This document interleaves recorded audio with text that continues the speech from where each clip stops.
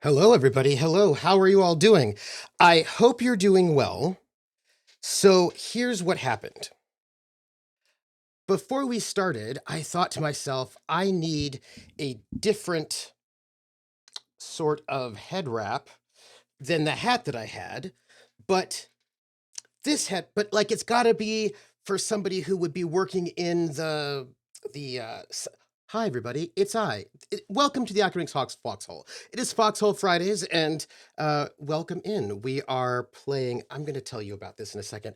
We are playing Shadows of the Old Subway, which is a one-shot solo adventure by One-Shot Adventures, and we are playing it right now. And we played it last week, but this adventure by J.C. Connors is written so that it has both a uh, it's written for both Call of Cthulhu and also GURPS. And I thought that it would be lovely to do them both, to do both the Call of Cthulhu version and the GURPS version, so we can compare and contrast how the systems work, and as well as just see how everything sort of plays out. Um, and last week we did Call of Cthulhu. This week we're doing GURPS, and last week we did there were two pre-made PCs, and last week we did Engfao, and this week we're doing Josephine Wilson. And the thing is, I need a different headpiece, and I have been trying to get the. I was thinking that a scarf would do it, sort of very Rosie the Riveter. That's what I'm aiming for. But the problem is that I think that maybe this is too small. There's got to be a way to do this, because the thing about the Rosie the Riveter, if you remember the image, is that the knot was in the front, not the back. So then I'm like, okay, well, how do I get the knot to be in the front when this is not a particularly um, huge headscarf? And I can get it to look okay if I put it in the back. But then I look like a pirate as opposed to Rosie the Riveter, and that will not do. Anyway, I want you to know that I am suffering greatly under costuming stress, just so you know. Hi, everybody. How are you doing? Will I survive this time? This is a very good idea. You used to have a costume trained conductor's hat, but you lost it move. Oh, I've got a French police officer's, police captain's hat, which is great. Uh, Never played or watched a GURPS stream show. Oh, well, welcome in. Uh, Troopers finally playing GURPS after talking about it so much. So here's the thing. Well, we'll talk about GURPS in a second. Josephine Wilson, wasn't that one of Flip Wilson's characters? Geraldine. Mm. Let's see. Rotate it. Yeah, maybe if I rotate it, I'm worried it'll look bad. Perhaps a beret will not do. But also, I mean, see, thank you, hooded ornament. You understand the difficulties of my life. Uh, oh yeah. Okay, Rosie's scarf is around the back of the head with the bow on top, right? You have to lean it back mostly to cover the back of your head. Maybe Rosie was a pirate. So the problem is, right, that I would like. Okay, we're gonna try. I think it'll look terrible, but we're gonna try to rotate this to see if we can get.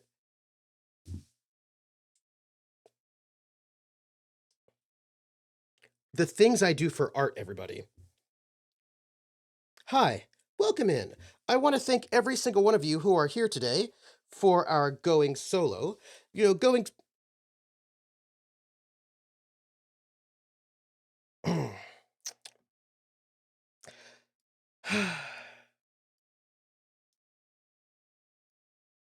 It's not right.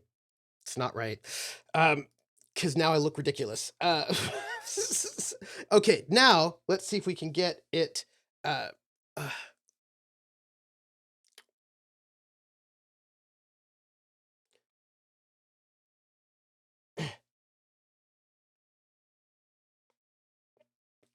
okay, it didn't work. Now I look like a Basque farmer. Maybe I'll end up being a Basque farmer. So, hi, how are you doing?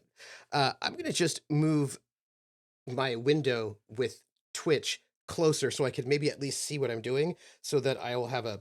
Although I should probably do this in over here so that it's not on a delay. Okay, so as I was saying, welcome in.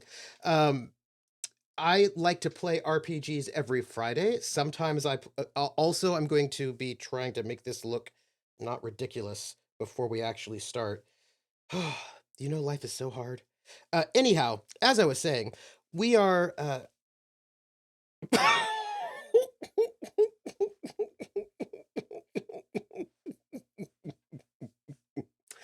Look, I do things for art, and the things I do for art sometimes try to figure out how to tie this scarf properly.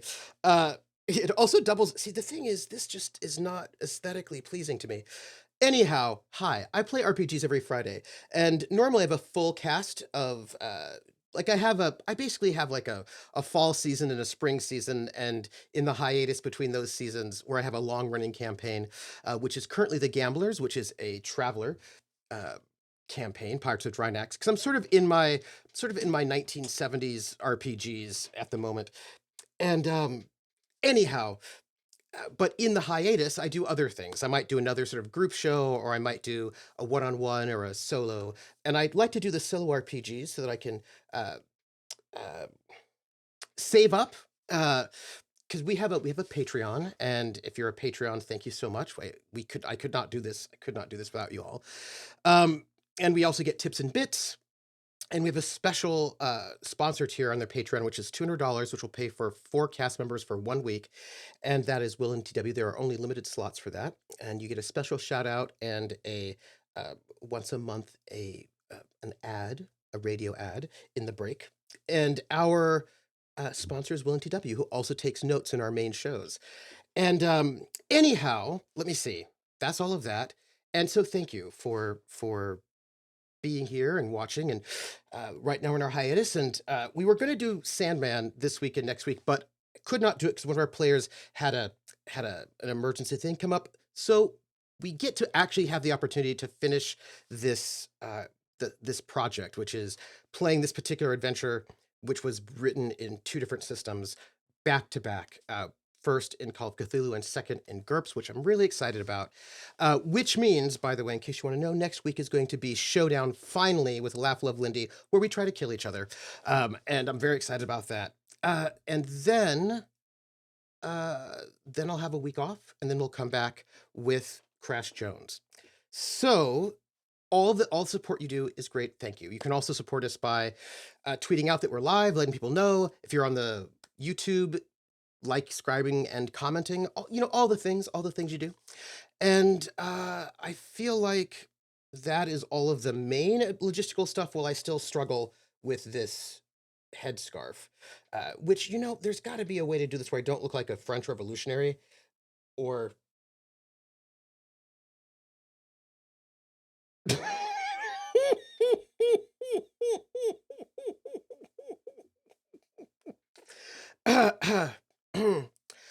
I know that right now in chat, or I'm guessing that right now in chat, somebody knows exactly how to fix this problem and is going to tell me right now.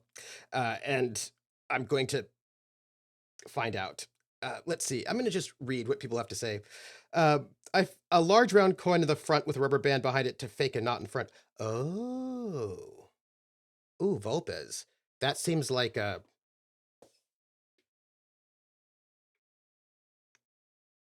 That's love a way to fake it, you know? The bow's in the front, but it's on the right on the top of her head. I think she's a lot of hair tucked into it. Yeah, right. Um, so doubles as a high. Max is like, bless your heart. Yeah, I know, I know. Yeah, okay. No comments in Trooper looking ridiculous chat. We see nothing. Yep. Oh, yeah. Put it around the back of your head and tie it in front. Yeah, I tried to do that, but I don't think it's big enough to make it all the way around, which is terrible. Uh, Krellin says, though I know that Rosie the Riveter was just a painting and maybe it's not really possible. I feel like, yeah. Hmm. We just need to make an image as a layer on OBS and superimpose it on my head. That's all I need. I need a fake thing, and then it'll. Okay, so I have a flat cap. I can swap the flat cap. By the way, is just right over here. But I just wanted to see if I can get this to work. It doesn't look like I'm successful, but yeah. I have a falsies. It sounded for a second like I have falsies. Hey, either way. Uh, Yeah, no, I've got a Newsboys cap right here over on the side. Uh, let's see. So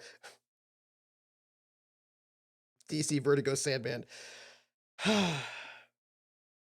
Yes. No, it's an old 1980s Sandman is what it is. Um, oh, Krellin apparently has found a tutorial. And next time you try this, how about tie it in a wig so there's hair inside it to puff it out? Maybe. Also, it's just I think the if and no one ever know who the Sandman is because they never finished the game. So if I can just maybe uh uh because the company went bankrupt. So we're gonna put it to the side. If I feel like we put it to the side, then it will still look ridiculous. But at least maybe everyone, this is going to be my Josephine Baker headscarf. Uh, we're gonna just accept this as what it is. We are going to, um, yeah, we're gonna just accept that this is our life right now, and this is it. Hi, hello, welcome. So, let's talk before we begin our exciting uh, excitement. So, didn't Carbonette have a crazy actor character like Gloria Swanson? Yes, absolutely. And she had a turban, and turbans were all the rage for quite some time. My mom used to wear turbans, not like Middle East turbans, but like old Hollywood turbans. Not the point. So, what is the adventure about today? Oh, that's what my headpiece reminds you of? Oh, thanks. I think it's going to probably, what's the word? Be weird at various times. And, we're going to just survive it. Uh, it's less complicated than you think it is. The secret is the scarf isn't actually covering the back of the head. Oh, really? Hold on. You know what? This is it bad? How to do the Rosie the Riveter headscarf. So I know that this is oh.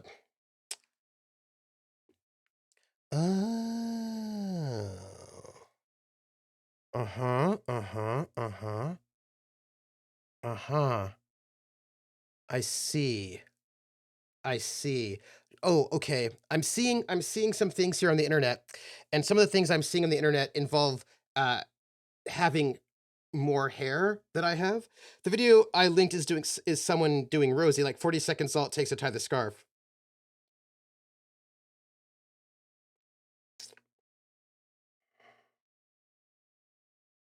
Okay. Okay.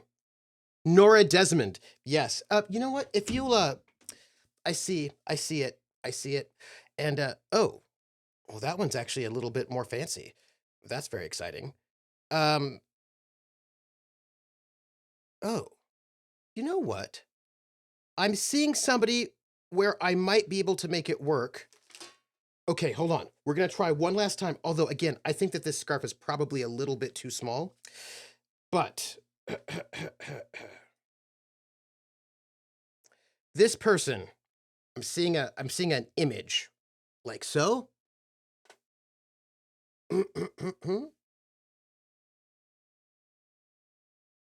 You know, this is a yeah, I really feel like this should be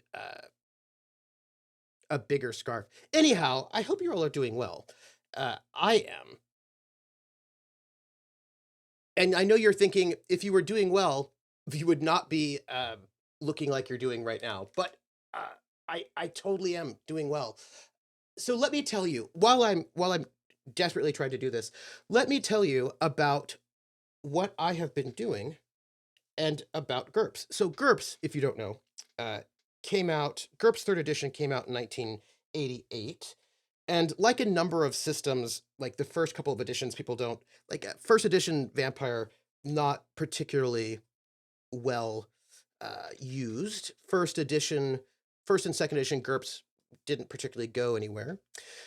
Kind of just how that went. But so GURPS third edition came out in 1988, and that's when I found it, and I fell in love with it for so many.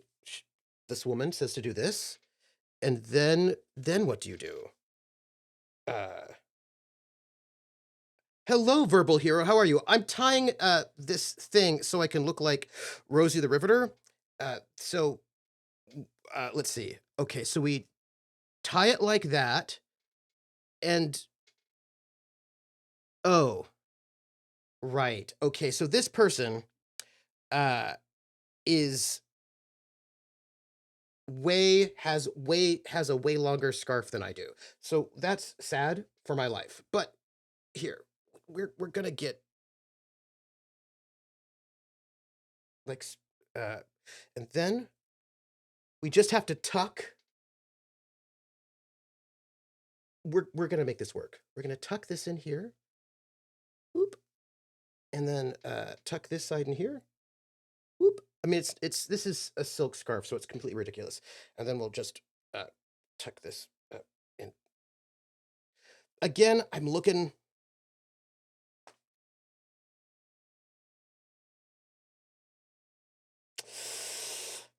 Yeah.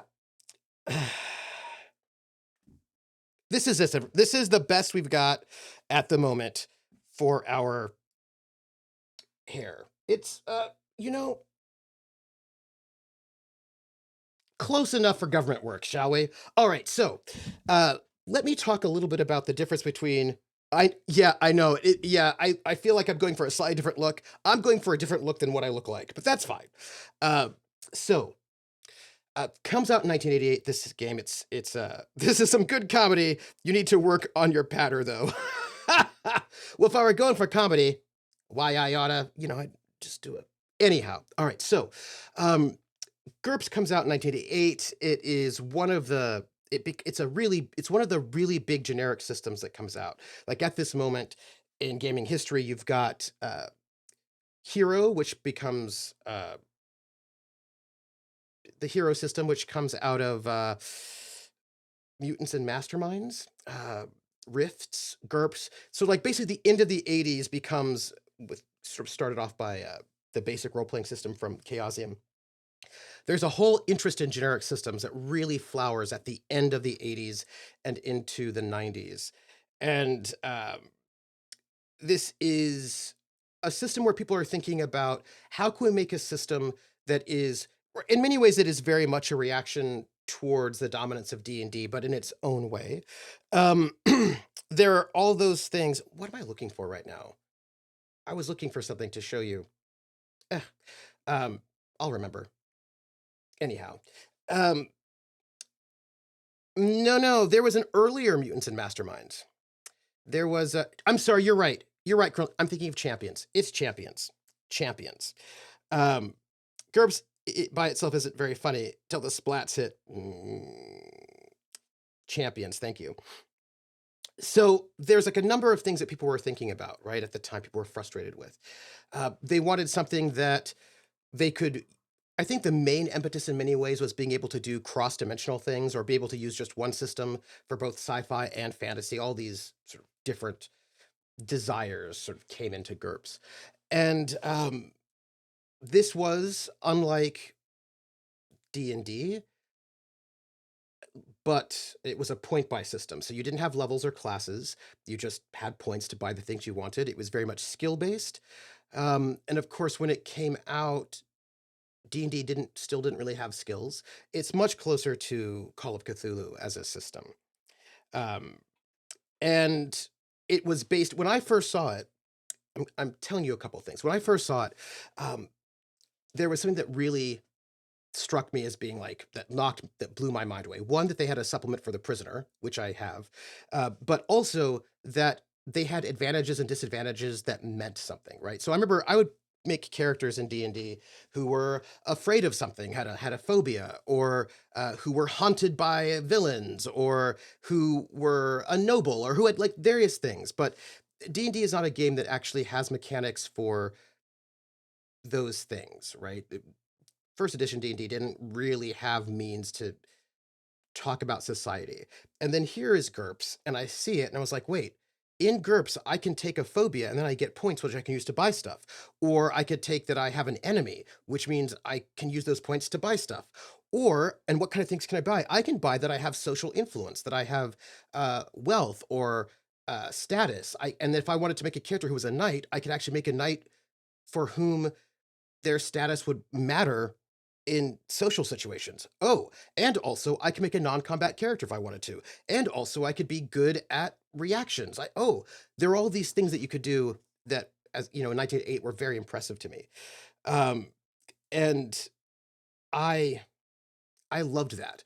I also loved I loved that there was all this support for non-combat things. I loved that you did not have increasing hit points, right? You just had a small number. You could be very gritty and realistic if you wanted to, or you could be very, very cinematic and silly if you wanted to. I loved that. And I especially loved it was roll 3d6, roll low, which means you have a nice bell curve, so it's not so swingy, so you have a pretty good idea of what it means to be good at something. People think of this as a very crunchy system, but at its very core, it's quite simple and simple enough that I could just improvise NPCs pretty easily as a GM. So it really helped me when I was improvising things. It's a system that I adore. And then, of course, I loved its combat. Its combat is more detailed than D&D, but in ways that I found really interesting. For example, they do have hit locations. You can hit somebody in the eye and it does something, or you can hit them in the hand and it does something, right? And of course, one of the things I loved about it is it had active defenses, right? There was, somebody tries to hit you, then you get to dodge or parry or block. Loved that. Armor reduces damage rather than makes you harder to hit. There are all those things about it that at the time were very impressive and very exciting. So, um, I have some goals about running GURPS. It is my favorite system, and I have not really run it on stream. And there are a number of reasons why that is. Um, just there are a number of reasons why that is. One of those reasons is that I it does not have official VTT support. There are a bunch of people have really gotten into Foundry, but Foundry is not really good as a streamer.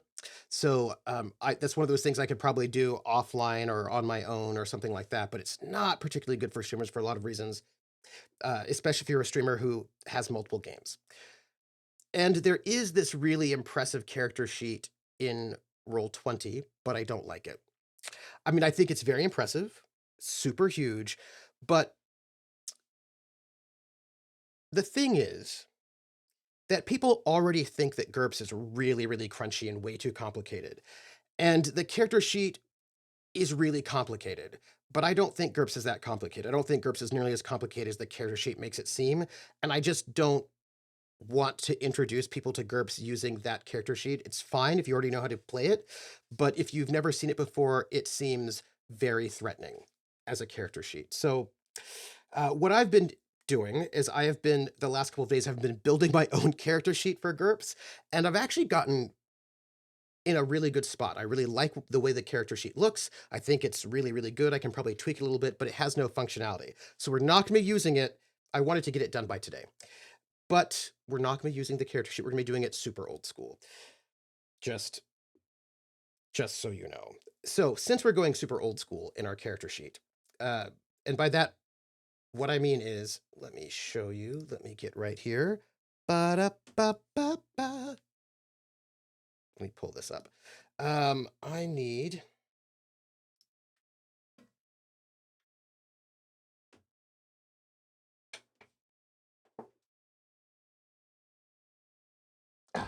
There we go. Yeah, we're going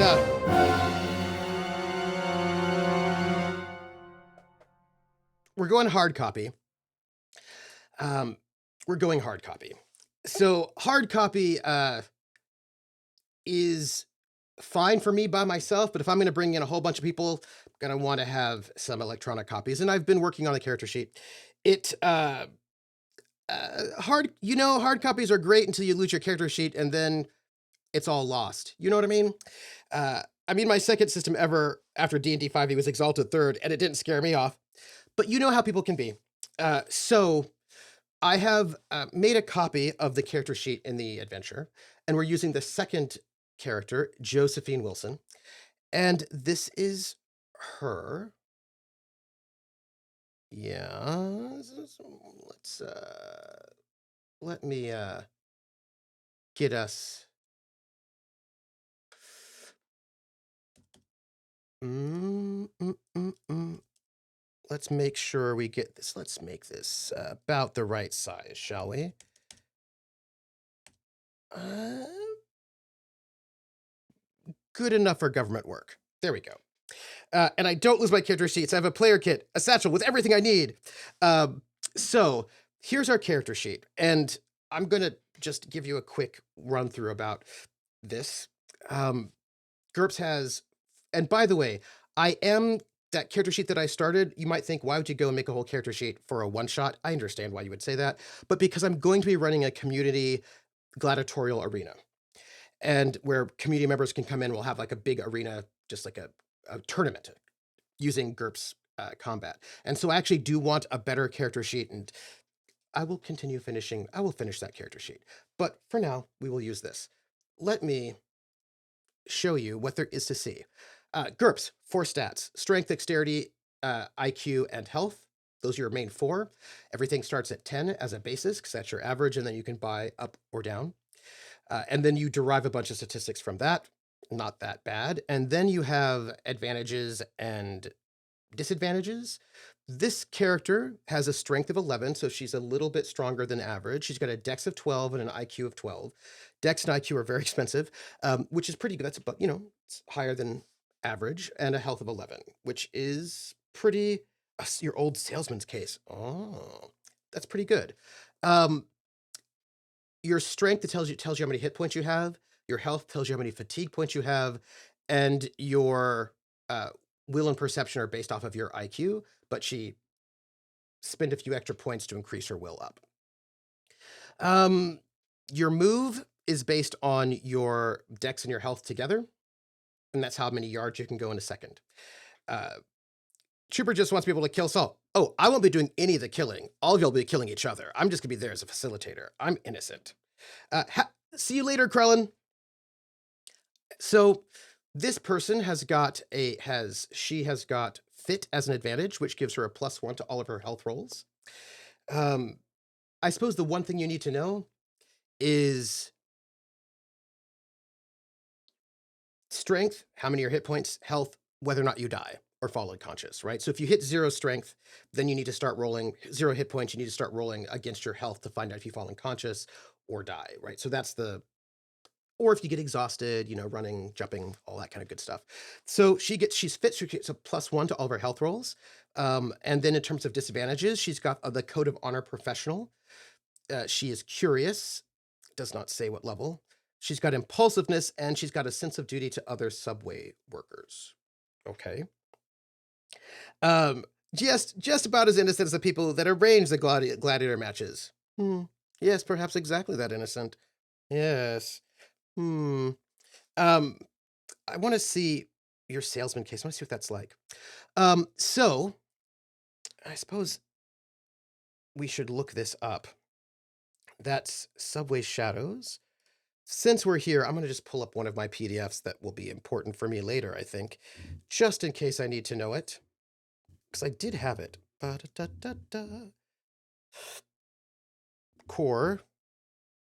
There is a free Kickstart for 4th edition, and I'm going to just pull that up. You roll up a Regency Cthulhu Investigator tonight for a hopeful game. Ooh, very nice. Oh, I have that. Dr. Fletcher Payne is a gentleman and a physician with agorthormania, pathological kindness. Ooh, nice. Love it.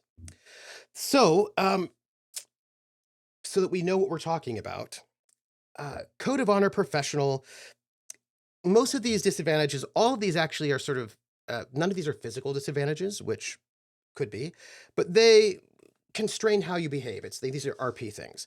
The Code of Honor Professional, mostly is that you're going to do your job, right? Kind of depends what your profession is. Curious, you are naturally inquisitive. This is not the curiosity that affects all PCs, the what's in that cave. Let me move this over here for a second. where did the flying saucer come from? But the real. So by the way, if you have curious as an actual disadvantage, it's not the regular one that's trying to tell you, right? This is like the what happens if I push this red button? That is that level of curiousness. So you must make a self-control roll when presented with an interesting item or situation. If you fail, you examine it even though you know it could be dangerous. Good role players don't try to make this roll very often. I think you see where we're going here, right? I wonder what that tastes like. Oh, yeah. It's when you uh it's when you decide to do these things even though it is really not a good idea and you probably shouldn't. Not just like the normal curiosity, but the bad for your health curiosity is what we're looking at here. Uh and it might lead him to help someone. So, yes. So, I was looking for one thing because this character sheet, which I'm taking directly from the adventure, does not have all the things in it that we want to have on our character sheet. So we're going to add a couple of things here or there, and then we'll talk about some of the differences because, these things are important. And right now I'm looking up the main book for the base self-control, which I think is probably a 9. Um, Shenanigans McLollygag. My characters usually help people that they really shouldn't already, so especially children and animals. Sometimes children and animals are demons in disguise, out to get you, not your friend. Those are all things that are often possible. I'm doing this for you as a kindness. I wonder what happens if I put this cube of sodium in my glass of water. Curiosity. Yeah, yeah, that's the level of curiosity that we're talking about, not normal, not healthy. All right. I am now in the disadvantage area, and I'm just looking for, by the way, they have secret disadvantages. Man, I love GURPS. You can have a disadvantage that you as a player do not know what it is. You know how many points it's worth, and you say, GM, give me a disadvantage. I don't know what it is, and then you find out later. You get listed cost is 12 or less. By the way, I'm gonna just add. We're gonna have to add some text here because we need to know for ourselves. Uh, let's use.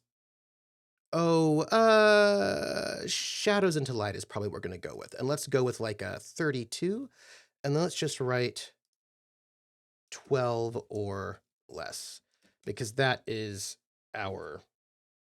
Oh, you know what? Actually, the easiest way to do this is self-control 12. We know what our self-control roll is for curious. Let's take this down to 26. Great. Wonderful. Then we have impulsiveness. We're getting a sense about this character already. We're kind of just trying to figure out who we are as we play them. Impulsiveness. You hate talk and debate. You prefer action. When you're alone, you act first and think later. In a group, when your friends want to stop and discuss something, you should put in your 2 cents worth quickly, if at all, and then do something. Role play it. Make a self-control roll whenever it would be wise to wait and ponder. If you fail, you must act. Mm. Also, by the way, let me just put this on the map layer. Also, just in case anybody wants to know, that is also at a self-control rating of 12. He's also married to a woman he actually fell in love with, and they have 3 beautiful children. Oh, that's lovely. I'm sure nothing bad will happen. Rissa notes, I love the curiosity to disadd in GURPS. I'm always fighting my innate will to survive, and it helps me let my character do the needful. Ah, yeah. So now we've got a self-control roll of 12 for the impulsives. We're getting a sense. And then we have sense of duty, other subway workers. So with the sense of duty, you feel a strong sense of commitment towards a particular class of people. You will never betray them, abandon them when they're in trouble, or let them suffer or go hungry if you can help it. And this is worth 5. So we have a sense of Josephine Wilson. We have a sense of her already, curious and impulsive, but she has a code of honor about her profession and a sense of duty to her fellow subway workers. And then you can always have up to like 5 quirks, which are little 1 point disads, they're really quirks. They don't really disadvantage you so much, but they're really important for your characterization. These little things. So she's got three, and they are loves Broadway musicals. Um, okay, this is 1918. That's not the right language. She hums when alone, and she's obsessed with the details of the subway system. If you don't mind, because I'm going to change the language there because that is incorrect. She doesn't love Broadway musicals. She loves um, Broadway reviews.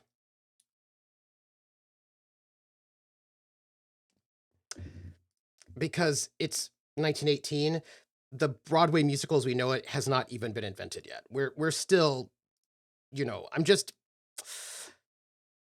sorry. I just got to be that person for a moment and say it would be vaudeville. We're talking vaudeville and reviews and follies, right? It's that's all. Brought. This is all I'm saying. Okay. Uh, yeah, she would like vaudeville reviews and follies is what she likes. And that is, by the way, this character sheet left out two important skills, brawling and knife, that she does have based on her weapons sheet over there. So that's that. Operettas as well. Silent pictures. Hobo. No, maybe not the hobo fights. So the other thing I will tell you about how GURPS works before we jump into it is skills. Everything is basically skill based. You do have powers. She doesn't have any, but powers are basically advantages that let you do something. And the way that there's information left out on this sheet that I'm probably gonna have to fix. Don't worry about it. Skills, you pay points and you get skills. Da-da-da-da. This is 1918, Hawkeye. And how many, so this is a little bit of the crunchiness of GURPS, but I do love it. I don't care. A skill is ranked as either easy, average, hard, or very hard, right? How easy the skill to learn. And when you buy points in it, the number of points you get will let you know what level you get. So an easy skill, oh, this has always confused people, but I don't really know why. The first level of a skill costs 1 point. If you have spent 1 point in a skill, you get the first level of it. If you spend a total of 2 points, you get the next level. If you spend a total of 4 points, you get the next level, level 3. And then it's 4 points for every level above that. So basically the first 3 levels are easier to learn. It's faster to learn. Right? So it's 1, 2, 4, 8, 12, 16, 28, 24. Da, da, da. And if it's an easy skill, you get that skill at your attribute level. If it is a hard skill, you get your, if it's an average skill, you get it at your attribute -1. If it is a hard skill, it's attribute -2. And if it's a very hard skill, you get it attribute -3. What does that mean? So take, for example, knife. The knife skill is an easy skill. It's generally based off your dexterity. If you have a dexterity of 10 and you spend 1 point on it, you get it at your dexterity level, which is 10. If you spend 2 points, you get it dexterity +1. If you spend 4 points, you get dexterity +2. Ta-da! Very easy. What this means, though, is that if I have a dexterity of 10 and I spend 1 point, I get knife at 10. If I have a dexterity of 15 and I spend 1 point, I get a knife of 15. So more dexterous people don't have to spend as many points to get high levels of skills, but dexterity is very, very expensive. That's the trick, right? So she's got area knowledge, New York, climbing, electrician, fast talk, first aid, guns, pistol, riding horses, scrounging, singing, sports, baseball, stealth, brawling, and knife. Well, int and dex cost the same. Int and dex both cost 20 points per level, and strength and health both cost 10 points per level. Right, that's it. And she's got her electrician's toolkit, her boots, and her flashlight. That's all you need to know about the character, I guess. So let's talk about how this adventure does it. It seems like everyone's D&D characters are orphans. Like, I like making my characters in almost any genre with some family, parents, spouses, siblings, cousins, the works. Um, I think a lot of D&D players make their characters orphans because they've had traumatic experiences with GMs who weren't very nice. That would be my take on it. Or they were angry teenagers and hated everybody, and so they didn't want to. You know what I mean? I'm just saying. There's probably psychology about that a little bit. But in GURPS, you can take those people as dependents, and then you get points for them, or allies if they're about as powerful as you, or patrons if they're more powerful. So let's begin a little bit, shall we? I'll talk about the special rules, and I'll read the little intro. So if there are any items we find, we're going to keep them bold-faced. We'll write them down. We'll write down the bold-faced names of any NPCs that we meet, because it will impact us at the end of the adventure. We're also going to begin the game with a... By the way, since I don't have the character sheet finished, I'm going to have to do the hand rolls, but I've set it up. Don't worry about it. We have this flashlight, which has a reliability of 15. Whenever we're asked to check the reliability of our flashlight, we're going to roll 3d6, and if we roll equal to or less, then we succeed, and then we have to decrease the reliability by 1. And if we roll over, we fail. This is a roll under game. We are also using modified fright check rules in this particular game, not the normal ones. There are... One of the things about GURPS is they give you like a good... I'm going to just note, there's a thing that people are saying on Reddit, don't believe them. They're this thing that people start like, GURPS is not actually a role-playing game. It's a toolkit to build your own role-playing game, so you can't really play it as it is, and that's just not true. That is a dirty lie. You can pick up the GURPS basic set and run a game, and I have done many a times. It is a complete and finished game, unlike Fudge, where you still have to make some choices. Fudge is great, though. But it also has a lot of options that you can turn on or off, right? So there is a functioning game, but then you can add more stuff. And they give you a lot of different ways of doing things, if you like. And there are different ways of doing fright and horror and terror that come out of the horror book, but this is using its own sort of adjustment. And what it says here is, rather than rolling on the usual fright check table, of which there is one, on a failure, each entry gives you a description of what happens on a failure. So they have a predetermined idea what happens if you fail your fright check. Also, some entries will tell you to increase your terror. Terror starts at a 0, but if it climbs too high, your sanity may disappear before you conclude this adventure. This is sort of like stress and derangement, which is an optional rule in the GURPS horror book, in case you were wondering.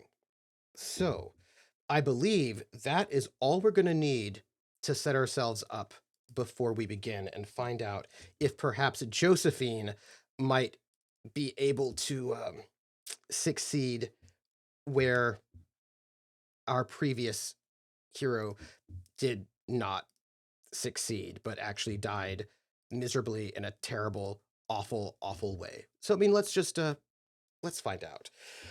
Oh, my goodness. Okay. Max, I've run a few who weren't orphans, and even some who were got to deal with their parents. It's a nice mix. Yeah, I go with the character. Rissa says, the campaign where Trooper and I met, we were private investigators, and spent a lot of pre-game time building our pre-existing... Yeah, absolutely. Love that. Love it. So, up there, I met when I run for others who make characters who aren't friends. It is Reddit. You should take anything you see with a huge rate of salt. Well, but people don't always know, right? People talk. So...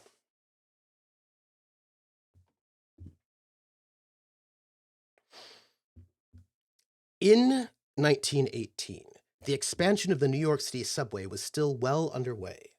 As workers excavated further into the earth, the din of the city above dwindled to a ghostly whisper, leaving them engulfed in a suffocating silence,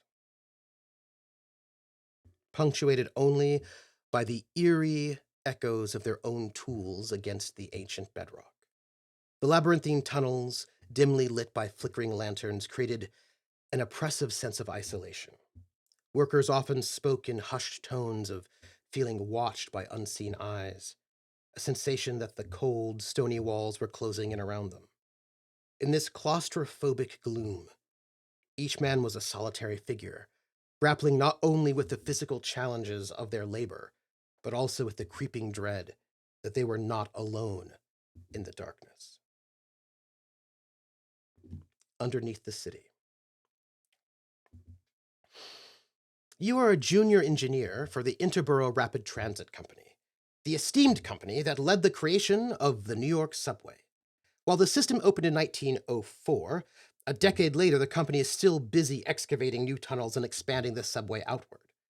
One of the most important new tunnels is the Clark Street Tunnel, scheduled to open in less than 6 months. When complete, the tunnel will let the residents of Brooklyn travel the directly to Times Square. Additionally, it promises to relieve the crowded 42nd Street station, which sees over 12,000 passengers a day switching trains there.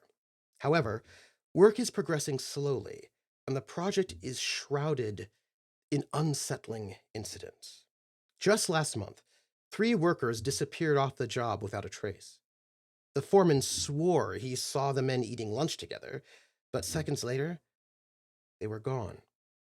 Only their metal lunch boxes acting as evidence that they were ever there. And yesterday,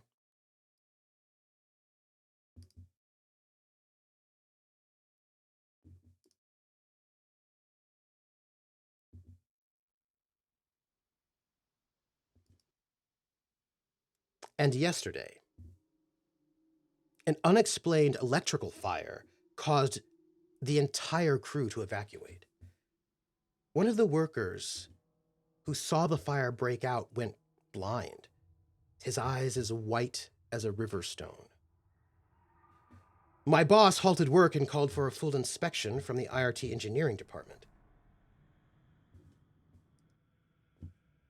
However, these events caught the attention of the higher-ups.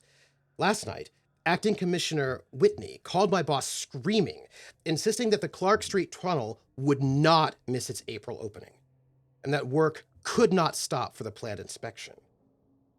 As a compromise, my boss argued that a short nighttime inspection would do. Being the most junior member of the team, I was woken up at midnight and sent into the tunnel. The work crew was supposed to start at 7 a.m., so I hurried down to the maintenance tunnel a little after 1 a.m., carrying a heavy toolbox, Winchester electric flashlight, and a hat. Whether it was because I was sleep deprived or I wasn't fully paying attention, I was unclear where the malfunctioning transformers and cables were located. So I tread down the newly dug tunnel, scanning the walls for signs of a fire. The tunnel is nearing completion, so I guess that I have at least a mile to walk before I find any sign of the accident. And now, because it is one of these kinds of games, which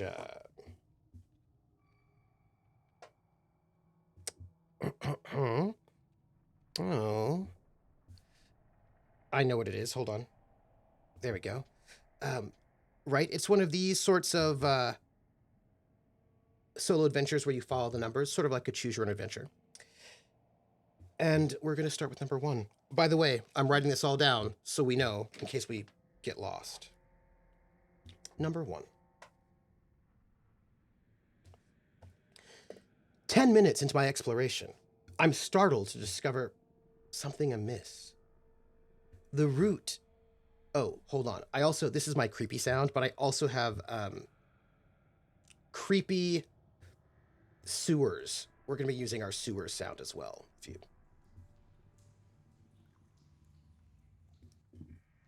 Nice. Nice. Yeah. I appreciate that. And let's lower the existential dread by a little bit. Nice. Perfect. You aren't hearing creepy sounds. You should be. Let's see.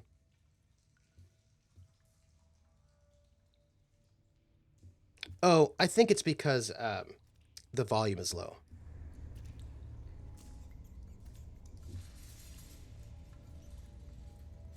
There you go. That should be better.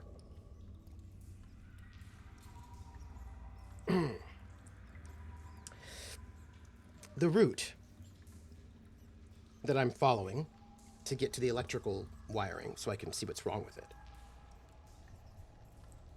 comes to an abrupt end. Bricks covering what should be a continuation of the tunnel.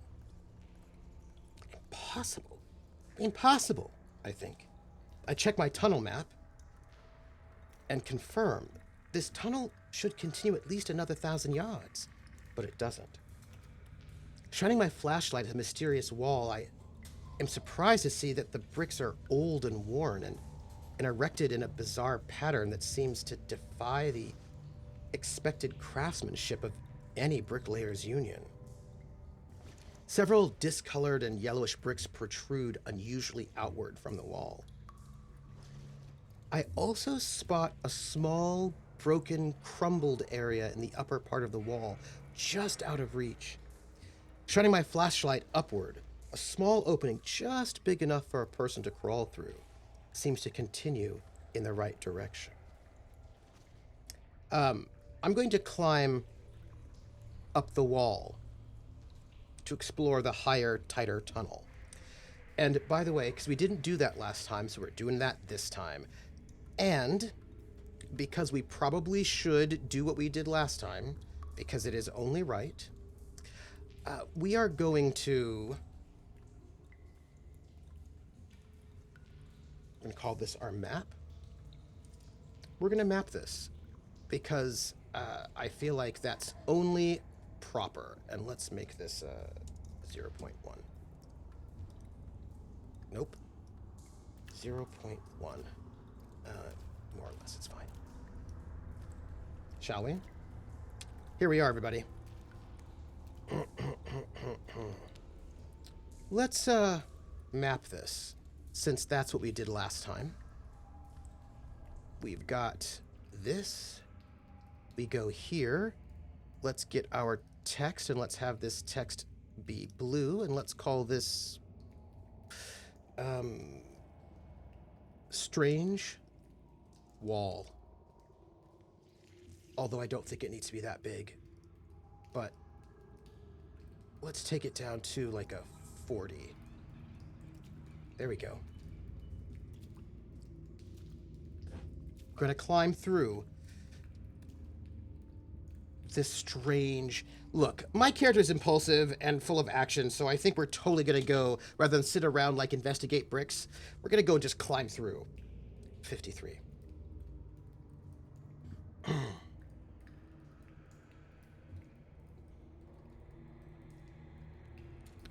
I reach upwards, placing one of my feet on a protruding brick. With all my strength, I hoist myself up the brick wall. I can make a climbing +3 roll or a dex -2 roll if I don't have that skill. Actually, I don't know if I have that skill. Do I? Let's check our character sheet. Oh, so I did make a printout. Let's see. Climbing. I do. I have climbing at 10. So I just need to make a climbing +3 roll, they say. Let's see. Okay. 3d6. Roll low. Climbing. Bonus +3. Which is actually to my skill. So I'm not going to roll this. I'm not going to add it. I'm just going to... So I rolled a 12. But my skill goes up to from a 10 to a 13, so I succeed by 1. Okay. Yes, 3s are good, 18s are bad. And it said the roll is +3, but take that to a +3 to skill, not to the roll itself. So my skill was a 10, but I get a +3 to the skill, so I rolled a 12 versus 13, so I succeed. I do not fail, we're good. Otherwise, I climb up without incident. What's really great about a 3d6 is it gives you a really good bell curve. So you are much like, you're very unlike, yes, it's so nice for me. I like it. I climb up without incident, squeezing my body into the opening that I saw above me. Shining my flashlight ahead, I crawl on my elbows and knees forward. Electrical conduits and serpentine pipes surround me. The weird gurgling sounds coming from the pipes' interiors makes my head hurt. I've crawled for too long, I think. This can't possibly be the right direction. Suddenly, an arc of electricity flashes in front of me, blinding me. As I blink, my eyes painfully, I see spots dancing in my vision. blobbish, lice-like spots with tiny little legs sprouting from their center. What kind of trick of the mind is this? My hairs stand on end as I feel the electricity building once more, getting ready to surge again. Okay, this is bad. By the way, hey everybody, I'm so glad you're all here watching me, hanging out with me, play this. It's much appreciated. I am not in any way stalling. I have a choice. If I blindly rush forward as fast as I can, go to 18. If I stay calm and wait for my vision to clear so I can look for a way to stop the live electricity in this tunnel, go to 30. Well, we know that we're impulsive, right? This is something that we know about ourselves. We are not the kind of person who just waits around for the moment. We act. So we are not going to stay calm and wait for our vision to clear so we can look for a way to stop the live electricity in this tunnel. We're going to blindly rush forward. This seems really bad. Seems real bad. Versus like, but do you really want to get shocked? All right, what we'll do is we'll make a self-control roll. If we make a self-control roll, we can think about it. Although we have no time to think. Nope, we have no time to think. We just have to go. So we're going to rush forward, which is 18. Because it's building. We just got to go. Impulsive. No time to dilly-dally. With a burst of electricity, with a burst of energy, I belly crawl as fast as I can, hoping to clear the tunnel before another surge of electricity hits. I picture the old films of soldiers from the Great War crawling under the endless meshes of barbed wire. I feel the hairs on my head and arms begin to stand. I push myself, desperate to gain distance between myself and the malfunctioning transformer. But it's too late. A surge of high-voltage electricity arcs from the walls right into me. I take 1d minus 1 burn damage from the arc and feel my body losing all control, spasming like a broken wind-up toy. Again, we're impulsive. We don't like to sit around and ponder. We go. So we have to roll 1d minus 1 burn damage. Let's see. Minus 1. 2 points of damage, everybody. 2 points of damage. Whew. And the price of impulsiveness is ouch. So just so you know, I have 11 hit points, and now I have less than that. Now I have 9.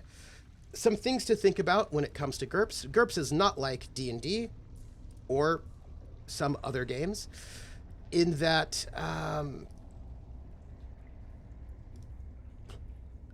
you know how in D&D you either have your hit points or you don't have your hit points? That's kind of it. This is not the case in GURPS. In GURPS, if you have less than half your hit points, it's real bad. Real bad. So we're going to have to pay attention to that because it's bad. You know what I mean? Like it's not good times for us if that happens. So we'll just... How hard is it to regain healed HP? It's very hard. Because there's... I mean, if you have magic, then you can do that. But generally speaking, you don't heal much. You can do first aid, and that'll give us 1 set of healing. But, you know, it's not great. Defaults to realism. So it's not great, is what I'm going to say about that. Yeah. Well, we have to roll on the reliability of our flashlight now to see how our flashlight's doing since we just got hit by electricity. We roll a 10, we succeed. But I should write down that somewhere that my flashlight is now a 14. You know what? It's I've got this on my character sheet. We're just keeping our character sheet updated. Yeah. Here we go. Not bad. Oh, I'm so sorry. Now I have to make a health roll because I just got shocked by electricity, so that's not good for me. I have to make a health roll modified by -1 for every full 2 points of damage that I took. I took 2, so that's a -1, but I have a +1 to all of my health checks. So that's even. 7. That's a success because my health is an 11 and I'm rolling low. I added +1 for fit, and I don't have hard to subdue, and I don't have high pain threshold. But I do make it. If I succeed, if you fail, your vision goes to black. If you succeed, I weakly crawl forward, my entire body shaking from the voltage, and I get to go to 26. Taking notes about which places we've been. Impulsiveness. Hey, look, here's the thing about it. I'm going to tell you something. It's about disadvantages. And this is something that is very strong in me. And maybe it's because of GURPS, maybe it's not, I don't know. If you take a disadvantage, you get points for it, which you can then use to get more skills, more powers, more abilities. And there's a kind of GURPS player that takes disadvantages but wants to never be disadvantaged by them. Right? They will take curious but never act curious. They'll take fear of the dark but never act like they have fear of the dark. And I find that to be cheating. So if I take a disad, I'm gonna play it, because otherwise it feels like I'm cheating. So just so you know it, I never try to weasel out of my disads. If I'm told I got it, I'm gonna do it. If I think it's a real bad problem, I might make this the self-control roll. GURPS has a self-control roll, so you can do it. You can roll, which I will if it makes sense. But there are other systems that don't give you self-control rolls. You just have it. So if you have it, then I do it. I just want you to know it. I never heard the answer. Did your character already have... No, already had it. It's part of the pre-gen. So this is the pre-generated character that you're given. I didn't. It's all of the disads and advantages and skills, all of that's already given to you. I had a player who did that in Super World, taking things like power doesn't work in a vacuum. Of course it doesn't, because you'll die if you're in a vacuum. Oh, see, Max, I just will say no. If a player takes something that will not be a disadvantage, then they can have it, but they won't get any points for it, right? It has to disadvantage you in order to be a disadvantage. Otherwise, at best, it's a quirk. And I mean it, because it's not actually fair to other players. 26. I continue crawling down the cramped tunnel. Soon, however, I hear voices from up ahead. I quietly creep ahead, wondering who could be here with me at this time of the day. It's 1 o'clock in the morning. The tunnel soon ends, blocked by some hastily nailed wooden boards. I peer through the gaps in the boards and see that the shaft has connected again to the main subway tunnel. 2 men are about 10 feet below me, talking to each other in hushed tones. One of them carries a hooded lantern, but the light it casts is so weak that I cannot make out the visages of either men. "The time is almost nigh," says one man. His voice is deep and gravelly. "The time is almost nigh," says one man. His voice is deep and gravelly, and I can detect a faint Welsh accent in it. "The time may be here, but there's the matter of the Great Seal," says the other. "We have no way to break it." "Giddings says he'll take care of it. Said that he'll have the right tools when we find the seal." "Giddings is mad. He trusts that book too much." A strange noise interrupts the men. A loud, metallic croak emanates from down the tunnel. Both men freeze, and then the man with the Welsh voice shines his lantern down the tunnel. It's just one of the harbingers," he says. "It knows we are here to break the seal. Giddings said he gave Willie a token of protection so he can observe it more closely. But that we should be careful. It doesn't know we're here to help." "Ugh, Willie," snorts the other man with disdain. "Why would Giddings give something to that man? See what I mean?" The 2 men continue north down the tunnel, heading cautiously in the direction of the strange sound. I debate what to do next. Everybody, am going to update our map because we have gone somewhere we have never been before. We certainly were not here last time, and I feel like we should probably make a note of it because I feel like this is interesting and exciting. So let's see what we got. Here's us. We took the tunnel. Let's go here. And let's say that we... Let's say... Electricity... That's not how you spell any of that. Tunnel. And then... Let's go here. And let's say... Two strange men. Oop, sorry. Pardon me. Here. Two strange men. Okay. I've made the mistake of trusting people to make their own characters. Oh, you know, see, what's interesting, Max, is that in GURPS, as a GM, you have to look over the player's characters because unlike, see, I mean, this is another thing where certain games probably are more popular than others. In D&D, you can make a character in the absence of a GM because everything is set in standard. But in GURPS, you don't even, like, how many points do you use to start your character? 100, 150, 200, 500, 50? The GM has to tell you how many points they're worth. They should also tell you what, like, are supernatural advantages available in this game? Is magic? So usually you have to have a conversation with people to make a character. And I find that it's, you know, I can help a player make a character much easier than if they just, especially if they're new. If they're an old GURPS head and they know how to make a character, I can just give them the instructions, have them make their character. But just like the GM in the game that I met Rissa in, whenever you make your character, you have to submit it to the GM, who then looks it over to make sure that it'll work. And if it doesn't work, you get edits, and then you come back and that practice is one that I have adopted and have. It's just part of my practice, and it works really well. So let's see. If I hurriedly ply off the planks, drop down, and try to shadow them and go to 11. If I decide to wait until they're a good distance away before jumping down into the subway tunnel, go to 31. I think my character who's impulsive is going to try to hurriedly pry off the planks, drop down, and try to shadow them. That's what I'm going to do.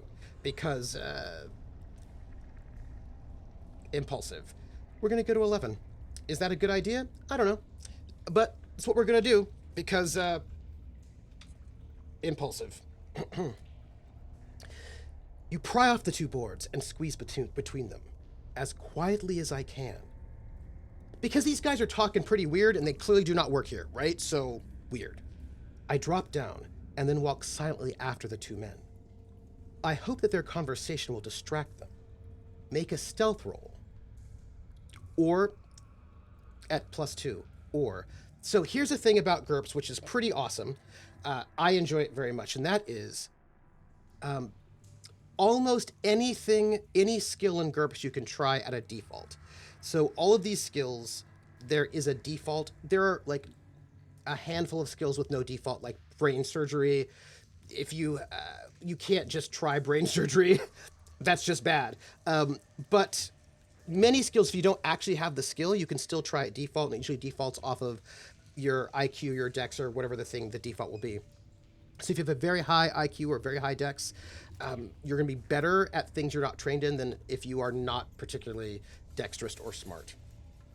So this character, as it turns out, you know what I really need? I need, like, I print out a character sheet. Let me go grab it. Hold on.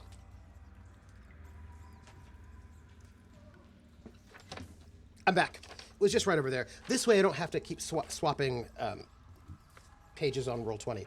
Do I have stealth? I do have stealth, everybody. I've got stealth at an 11. So I'm going to try to roll a stealth +2. If I did not have stealth, I could roll my IQ -3 or my dex -3.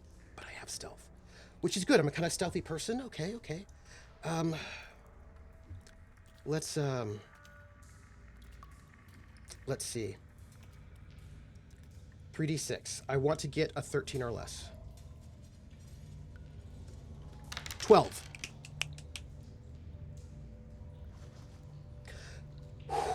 Okay, okay. If I succeed, go to 34, which, by the way, for the record, I do. Also, I feel like Josephine's doing pretty well already. Like, is... Okay.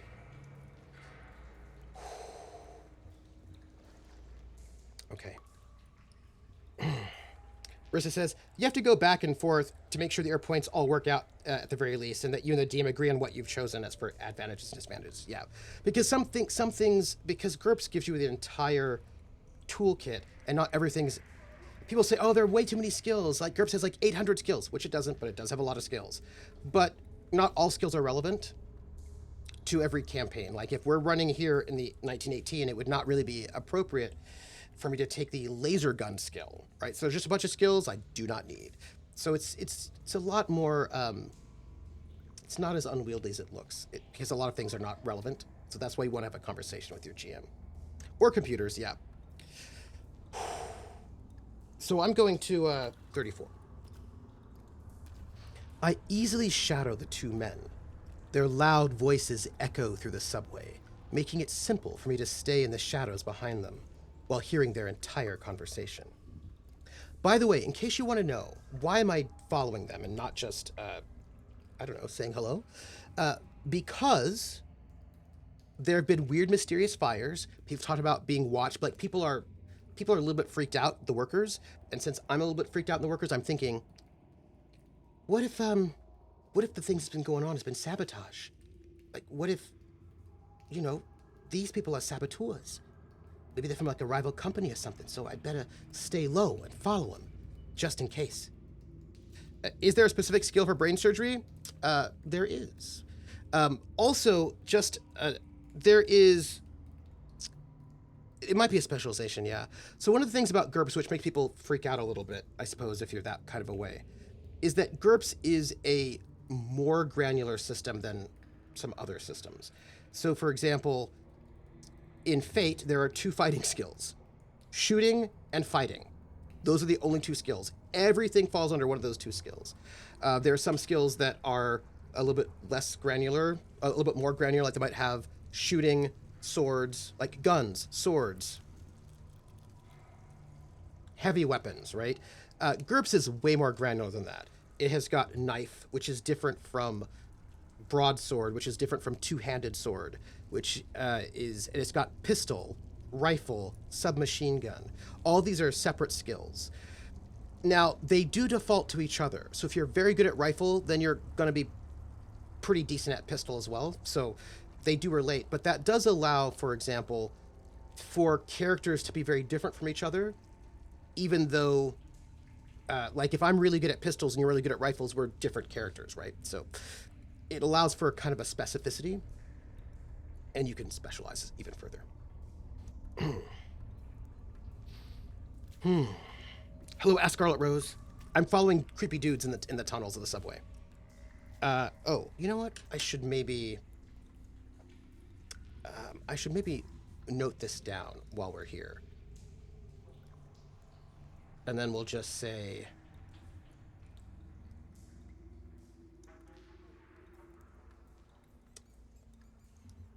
main subway, that says mail, main subway tunnel.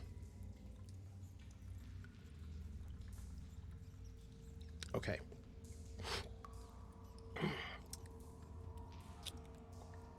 Let's see. And there was just a war, right? Like, we just had it. Then there's a difference for cinematic campaigns, right? And of course also, no, don't, right now we're doing pretty well, Ask Scarlet Rose. And of course, GURPS has different rules, right? You can, if you want to be very, very gritty, you can have rules like the bleeding rule, which makes it more likely you're going to die. If you want to be very cinematic, you can have rules like bulletproof nudity, and if you're like for Rambo or chainmail bikini types, where the less clothing you wear, the more armor you have. Like, there's very different levels of, there's switches that you can choose. You mentioned that Giddings says he has the right tool to break the seal, continues one man. You think he's found the Cyclopean hammer? The thing that's precious to Mother Hydra? The other man pauses, thinking. Nah. Giddings said the Germans had it. Had it and lost it in Jutland, when the Rostock sank. That's what I remember, anyway. He just said that if we find the seal, he'll have the tool, says the other man. Could be the hammer. Maybe it wasn't on the Rostock. If Giddings shows up with the hammer, we know we've got the blessing. It feeds on fear, you know.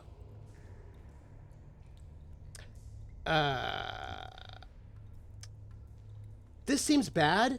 I don't know about you, but this seems bad. Yeah. I seem to have discovered a secret. Write down, the hammer is blessed. Guess what I did in preparation for a stream today?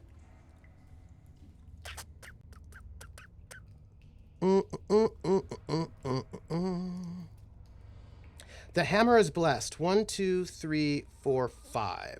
1, 2, 3, 4, 5. Boom. How is that for excitement, everybody? We are in the thick of it. I made spaghetti. I made a little check mark. All the check marks are going to happen, you know. The man continues. Lots of confusion in Jutland. That's what my brother says. He was on the HMS Iron Duke, you know. Oh, I heard that's a big ship. They call it a battleship.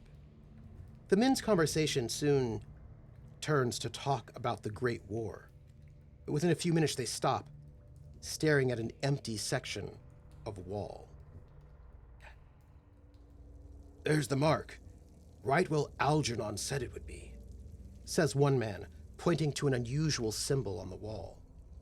The two men begin pushing on the wall, and with a great groan, the wall gives way. Someone has built a hidden passage here on the wall. Write down, seen the mark. Also, I need this to be a little bit better. Okay, well, we've seen the mark. Seen the mark, 5. Oh, that's 14, 13, 12. Okay. We have not done this. We did not do this last time. I'm pretty excited. We are waiting for Algernon. Okay, we have a choice. We can wait for them to enter the passage and then follow, or I spring out and confront the men. Oh, I am not springing out and confronting the men. This is not about impulsiveness. This is about, there are 2 of them and 1 of me. So, oh. What do you think, everybody? Do we think that springing out is not the mark of impulsiveness? Because impulsiveness likes action. So,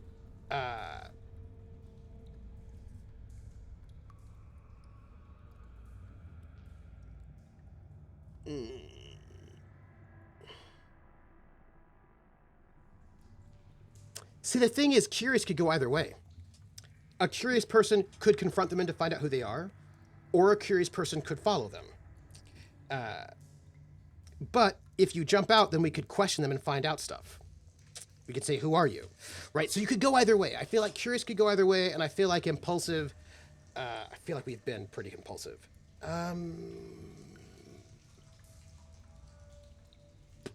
I think we wait. We could also tell we're Willie's friend, right? So, like, there's like a, yeah. And Valtios notes, both options don't feel good, and I agree. Both options feel bad. Well, let's wait. Let's wait. But we hate waiting. No, we'll wait. We'll wait. Let's follow, which is 67. Being impulsive doesn't mean every single choice, at least not for most folks. Well, if you want to do anything that's not impulsive, you have to roll your self-control roll. Otherwise, you're a bad RPer. That's, Yep. It says, you hate talk and debate, you prefer action. When you are alone, you act first and think later. Yeah. In a group, win the group. So, make a self-control roll when it would be wise to wait and ponder. If you fail, you must act. But I don't think this is about pondering. I think this is about, I think that we're still in the action. I don't think this slows us down. I don't think waiting for them to move would constitute going against impulsiveness. Because we're not sitting around waiting and thinking. This is not about pondering. Okay. So we're going to go to 67. Well, maybe a short session then, unless you have the third character in the wings. Hey, if we die, we die. Because remember, these are disadvantages. This is not a quirk. This is not the quirk level of being,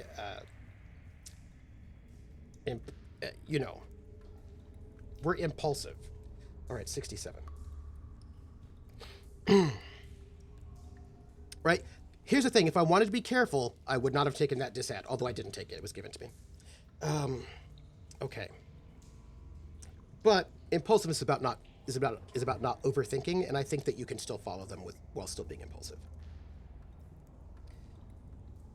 I patiently wait a few minutes, and then approach the wall where the men disappeared.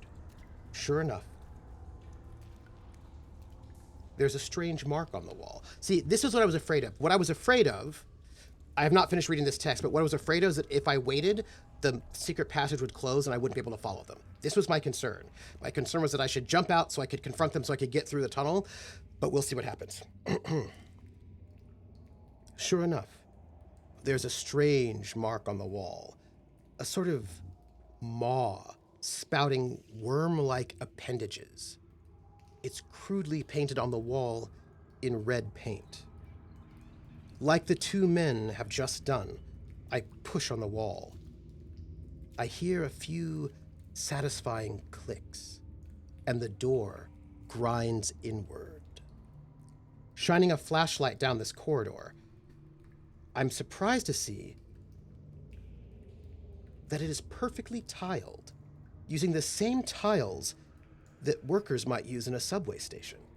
However, the tiles here are patterned oddly, forming blocky skulls, squids, and other weird aquatic shapes.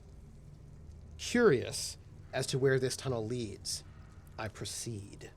I'm going to go to 61. Okay. So, let's add to our... Let's go this way, and then let's call this the secret tunnel. Y'all, we didn't see this at all last time, so it's very exciting. See you, ooh, bold person without PTSD. Very excited. Secret tiled tunnel. And then let's copy, paste, secret door. And then we'll just make a little circle here so we know there's a secret door there. Okay. 61 is where we go next. Y'all. I'm so excited for y'all to hang out with me when we get to combat, which I imagine we're going to do. I mean, I may be wrong, but 61. The Byzantine tunnel continues onward for some time. The tiles are mesmerizing. Some great craftsman spent hours and hours here, making patterns of imaginary creatures, whirlpools, and screaming skulls, all flowing on a chaotic sea of some kind. The more I look, though, the more it gives me the chills. The tunnel ends in an octagonal room designed much like the same way of the tiled corridors. On the floor is a great metallic seal. I recognize the metal as ancient bronze, but it is pitted and corroded, covered in green verdigris. Verdigris.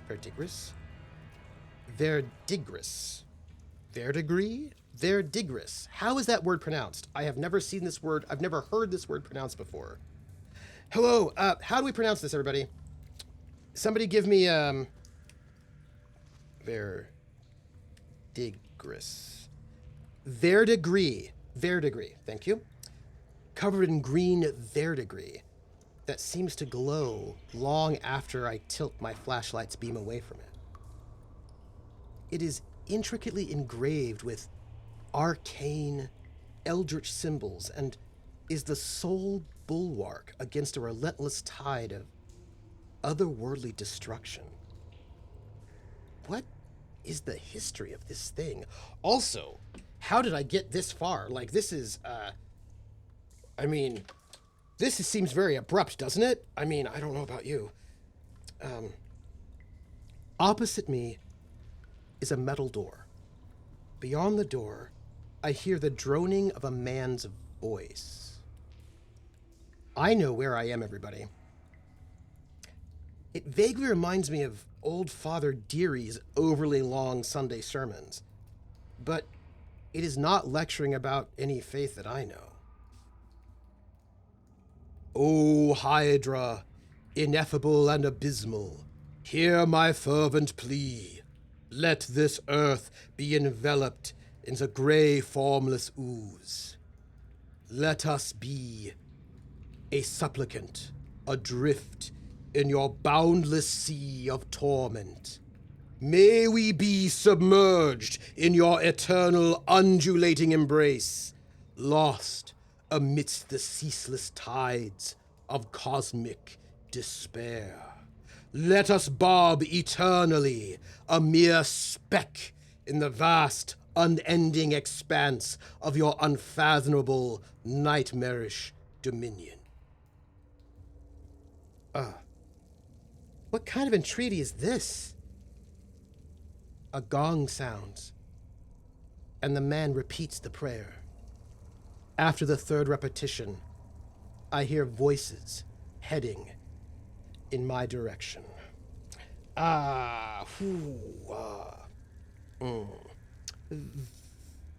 Verdigris, a green or bluish deposit, especially of copper carbonates formed on copper, brass, or bronze surfaces. Very unlike your style, or GURPS is more forgiving. I don't know if I fast-tracked to the end. I have no idea, Max Ryder. I don't know.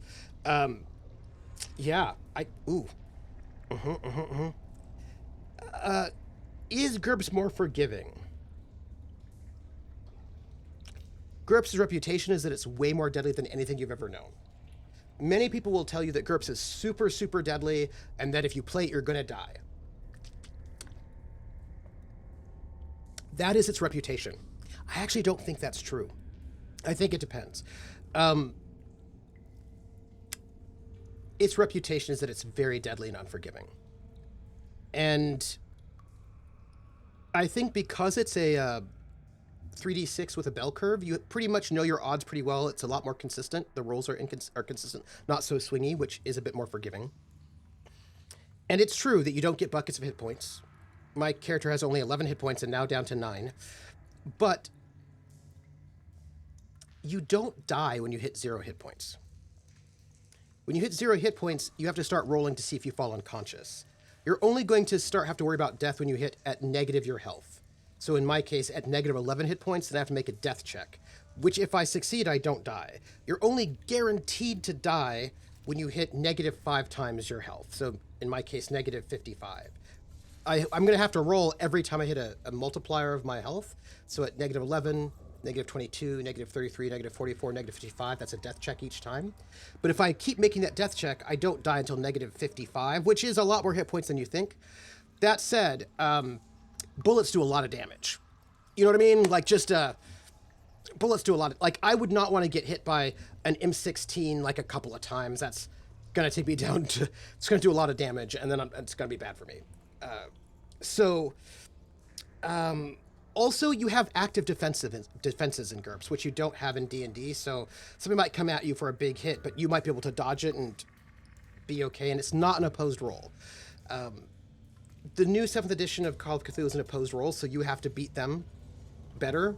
But with GURPS, you just have to beat your own dodge or parry or block skill. So there's a way in which it seems more deadly, and there are things that will make you sad, which we will learn about. Like you can be stunned, you get shock penalties, you can become crippled, you can lose a hand.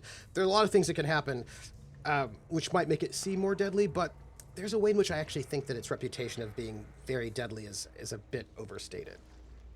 My take on that one. So,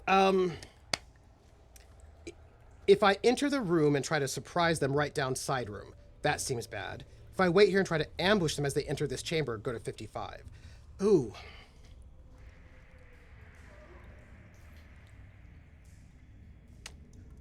I feel like we might have fast-tracked to the end, but I don't know.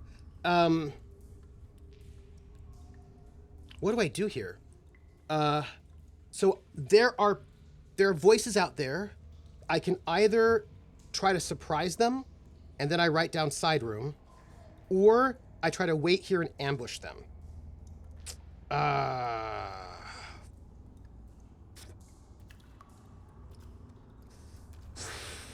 I think either way is action, so I don't think impulsiveness is going to matter here, because either way is like it's acting rather than pondering. I'm going to make a poll, because I don't know how much more time we have left in this adventure, so I'm going to make a poll. Let's make a poll, shall we? New poll.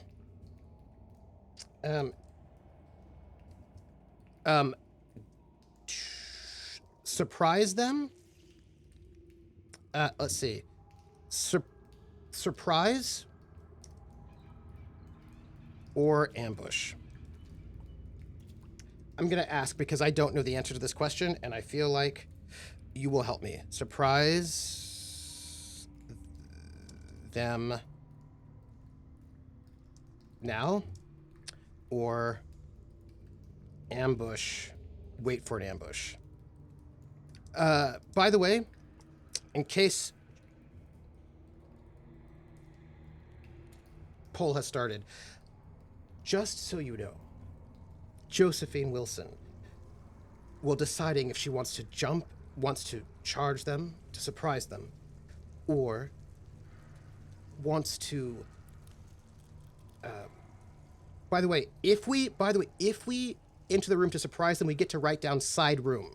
We get to write down an extra code, an extra set of words that we don't get to write down if we wait. Just if that impacts your decision making. Josephine opens up her toolkit and pulls out a screwdriver and readies it. She doesn't have any other weapons, but she does have a screwdriver, and perhaps that may be enough. So, by the way, we have a weapon. It's our screwdriver. We're holding that in our hands because we don't want to do this unarmed. But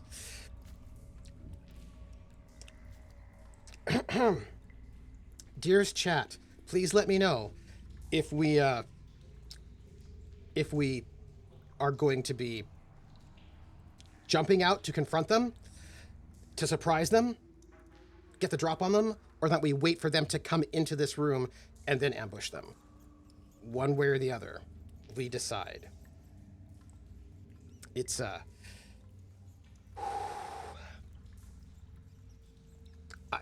I'm gonna have to ask y'all because I don't know the answer. I can't say. You know what? I feel like we've just done so much. We've avoided a lot of bad things, and I feel like everything's gonna be great. We're only vaguely injured. Probably should have done that first aid, but yeah. Let's see. We are going to surprise them now. This is the answer, everyone. We're surprising them now. And so it is done. Before I do, studio mode, Where are my keywords? Keywords. We want side room, which is second to last.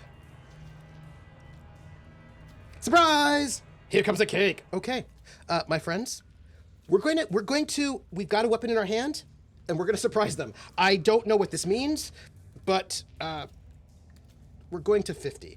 Y'all, I don't know if this is really good or really bad, but you know what? We haven't found, there are a lot of bad things we haven't found, so here we go. It says 50, right? 50, okay.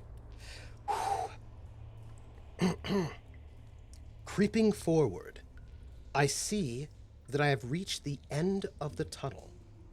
Oh, you know what I should do? We should do this, because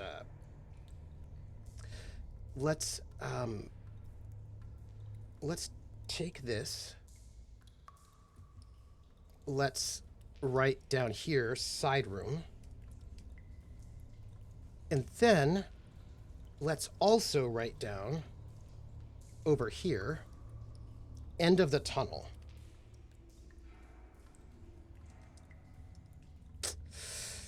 And let's extend our tunnel line down to here.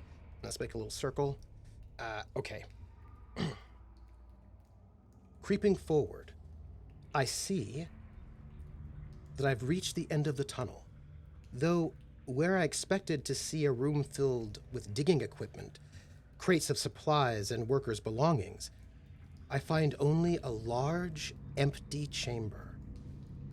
Several oil lanterns hang on the walls of the terminus, and in its center are several men. Y'all, we got to the end. One is dressed in shabby blue robes, patches of ugly sea creatures covering it. He has cherubic cheeks and a few wisps of a beard. He speaks in a drone. O Hydra, ineffable and abyssal, hear my fervent plea. Let the earth be enveloped in the gray, formless ooze. Let us be a supplicant adrift in your boundless sea of torment. May we be submerged in your eternal undulating embrace, lost amidst the ceaseless tides of cosmic despair. Let us barb eternally, a mere speck in the vast, unending expanse of your unfathomable, nightmarish dominion. The other men bow their heads in subjugation to this strange prayer. Yep, This is the showdown, all right. We bypassed a lot of badness and found new... Oh, we'll just find out. We're going to find out. Yep. Yep, okay. The other men bow their heads in subjugation to this strange prayer. Oh, thank you, Mr. Giddings, says one man quietly. It is an honor that you have chosen us to witness this. The man reaches into his robes and pulls out a sledgehammer. The hammer's head is in the shape of a three-eyed fish, its mouth agape and spewing tentacles. He points across the room to a wooden door. It likely leads to a storage room, I think. And now the seal shall be broken, he says solemnly, walking towards the door. With all that has happened here tonight, I know that this man cannot enter that room and break that seal. As if by instinct, my mind sees the outcome, a world flooded with primordial gray ooze, skulls floating forever in its viscous mass. I spring into action because I'm impulsive, and now I'm in combat against Mr. Giddings. Giddings has two cultist allies. However, if I've defeated a cultist of the unit earlier, which I did not, he only has one, sadly, or me. Statistics for Mr. Giddings and his allies are at the end of the adventure, also sad for me. Use the terminus map at the end of the adventure, also sad for me. Place him and his cultists on the X's on the map. Because I have ambushed him, I can set up anywhere within 5 spaces of the PC marker on the map, or within 1 space on the side door if I've written down side room. If I found the wood whistle, I can blow it, which I have not. That's sad times for me. Okay, so we're going to take ourselves to the map. the Terminus map. Um, y'all.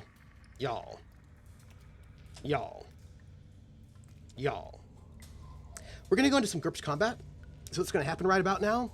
And we are not ready, but we're going to do it. And I am not going to put on our combat music. Y'all, how amazing is us? We are just very efficient. We're very efficient. Let me grab my token, shall we? We need some tokens. We need Subway Shadows tokens. We need the token for our character. Hello, how are you? Oops, sorry, wrong thing right there. We need the token for... We need creepy Mr. Giddings. And then we're going to need 2 of these... I can't believe we need 2 cultists. Let's grab these 2 cultists, shall we? Look at that. And this is us. This is... I can't believe it. Oh, also, I can't believe it. I don't know how you feel about this, but I can't believe it. They're in the FA phase, about to enter the FO phase. Yep. So, I have things prepared for us. I've got combat music prepared, but we're not going to do that just yet because we're not ready. We have got to go and choose our NPC cards. Mr. Giddings, the Cultist of Azathoth. There are 2 of them, and we'll be using these cards, by the way, to know what we're looking at. Also, I need to change the width of this, obviously. Hold on. I forgot that I wanted this to be wider. This is a 20 cell width. Let's make it a 40. Probably don't need 40. Let's make it a 30 cell width. 30. So we have a little bit of extra space. Close. And we can then place these over here. And then we have a room for them. There we go. I like to have everything visible. Okay. Everybody, if you've ever seen some GURPS combat, we're going to have some. I'm not a combatant, but we're going to do what we can. So, Mr. Giddings wields the Cyclopean Hammer. Any terror I've accumulated will act against me, but I have not accumulated any terror because I've been pretty good. He also gains +1 damage, but that's fine. However, if I've written down the hammer is blessed, which I have, then I realize the hammer's danger and I've steeled myself against it, he gains no bonuses. Fine with me. If I've written down Giuseppe as an ally, which I haven't, that's fine. If I'm stunned or knocked down in combat, or more than 5 yards away from Mr. Giddings, he will rush through the door to try to reach the seal. If he makes it to the seal, he will try to break down the seal, and he must... Right, so, okay. We're in combat. And I can place myself within 1 hex of this side door. Oh, hey, look. Check it out, everybody. That's where we came in. We came down this tunnel here, into this room with the creepy seal, and then we're hearing them, so we're jumping through here. We came in through the back door. Back door. All right, so let's talk about this. I get to be within 1 hex of this door, which would be here. Let's do that, shall we? Let's put ourselves right there. That will be 1 hex of the... Yeah, we're jumping out for an ambush. Okay. We need to talk about GURPS combat. We do. We really, really do. But we're not going to do that just yet. We're going to just set up our tokens, shall we? Because that'll make me feel better. Yeah, great. Nameplate, Josephine. Joe. There's a cadence. Way down in the valley, it's a cadence. And there's a part. Hey, hey, Josephine. So we have 11 hit points, but we're down to 9. Green, is green our fatigue? Do we want blue to be our fatigue? I never remember. Green feels like fatigue, right? Yes. So we also have 11 fatigue points. By the way, just for the record, I'm going to just say this right now for the record. Even though this adventure uses GURPS Light, I will be using the optional rules for spending fatigue in combat because I may need it. And I also like them very much. They're extra, what's the word? They're a little bit of extra crunch, but it's crunch that I really enjoy. So, just so you know, this is going to be cultist number 1. We're going to just set up our combat now. That's not how you spell cultist. Cultist 1. All right, cultist, what you got? Cultist 1 has got 11 hit points and 11 fatigue points. Well, that is what that is. You know what I mean? That's also, you know what I can do? I can actually just copy and paste. Makes it faster. And then we'll just change this to be cultist number 2.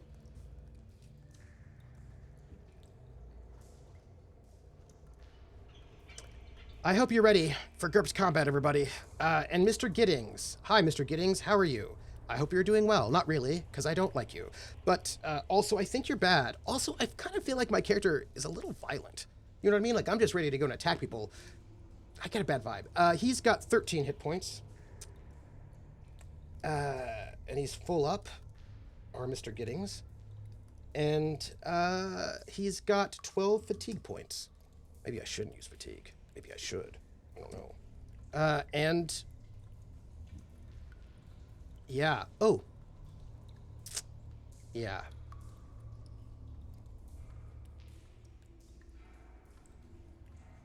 Here we go. Here we go.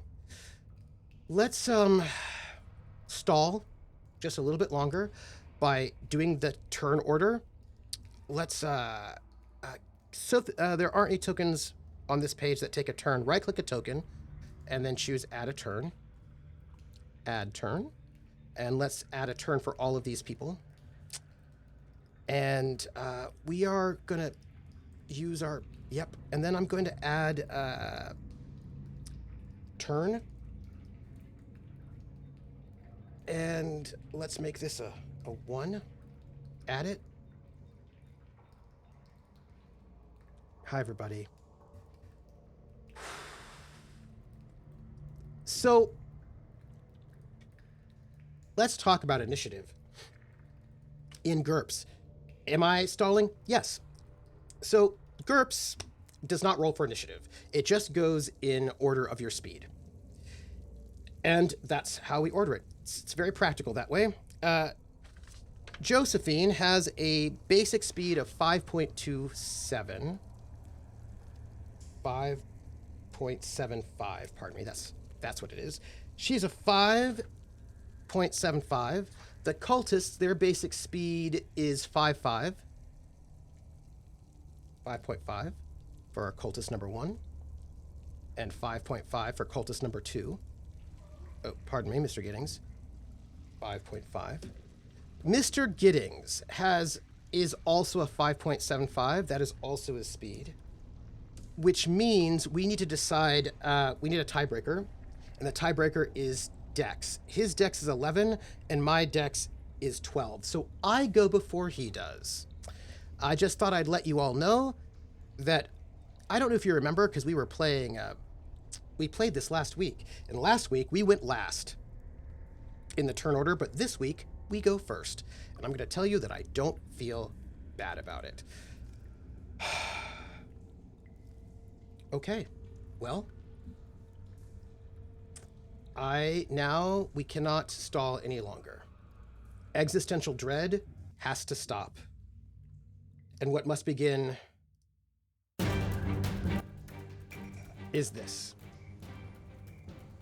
Combat music, everybody. Yep. Okay. Turn order. Let's do it. I've got a weapon. They're them. Wait. Pause. We don't start yet. We can't start yet. I was about to start, but we're not going to start because we have to read their tactics. We just have to read their stuff. We don't have to get into the deadly combat just yet because, you know, I will say this thing about when I said that GURPS wasn't particularly deadly, I did forget to say that the minute you start having trouble, it snowballs real fast. Okay, so let's not look at him first. We don't want to look at him. We want to look at the cultists. All right. They've got a knife and they've got a punch. Okay, they're sense of duty fellow cultist. They've got a knife's got 11. One cultist will always have a French MAS 1892 revolver. Both have a small knife. The cultists try to circle the PC, then attack. If Mr. Giddings wounds the PC, the next turn the cultists will all out attack if possible, hoping to finish the job. Okay. I don't feel like they have their weapons out just yet, because why would they have their weapons out? They're having a hall conversation. We'll note that. All right, Mr. Giddings, what do you got? By the way, he's callous. He's got an obsession, break the seal, and he's got high pain threshold, which is no good for me. He's got the skill hidden lore mythos, knife, occultism, and two-handed axe mace. He has the cyclopean hammer, which is unbalanced. That's not bad, everybody. I want to ride my bicycle and hang out with friends. Oh, look, a button. Hello, Prex. Thank you for that resub. We're about to get into the big final battle because we were able to avoid a lot of bad things, and now we just get to go to the main bad thing right away. Tactics. So close to the finish line, Mr. Giddings will attack the PC, hoping his hammer kills in one blow. However, if the PC is knocked down or out of range, he will instead race to break the seal. Okay. So let's talk about this for a moment. We're going to be in some GURPS combat. GURPS, more detailed, which, you know, it's very nice. I get to go first. I've got my weapon out. And, well, let's see. I'm wielding a screwdriver. That's all I got for weapons. And I've got to get into close combat in order to do this. So that's also not great. Okay. Well, we're going to just have to start. I'm afraid we just have to start.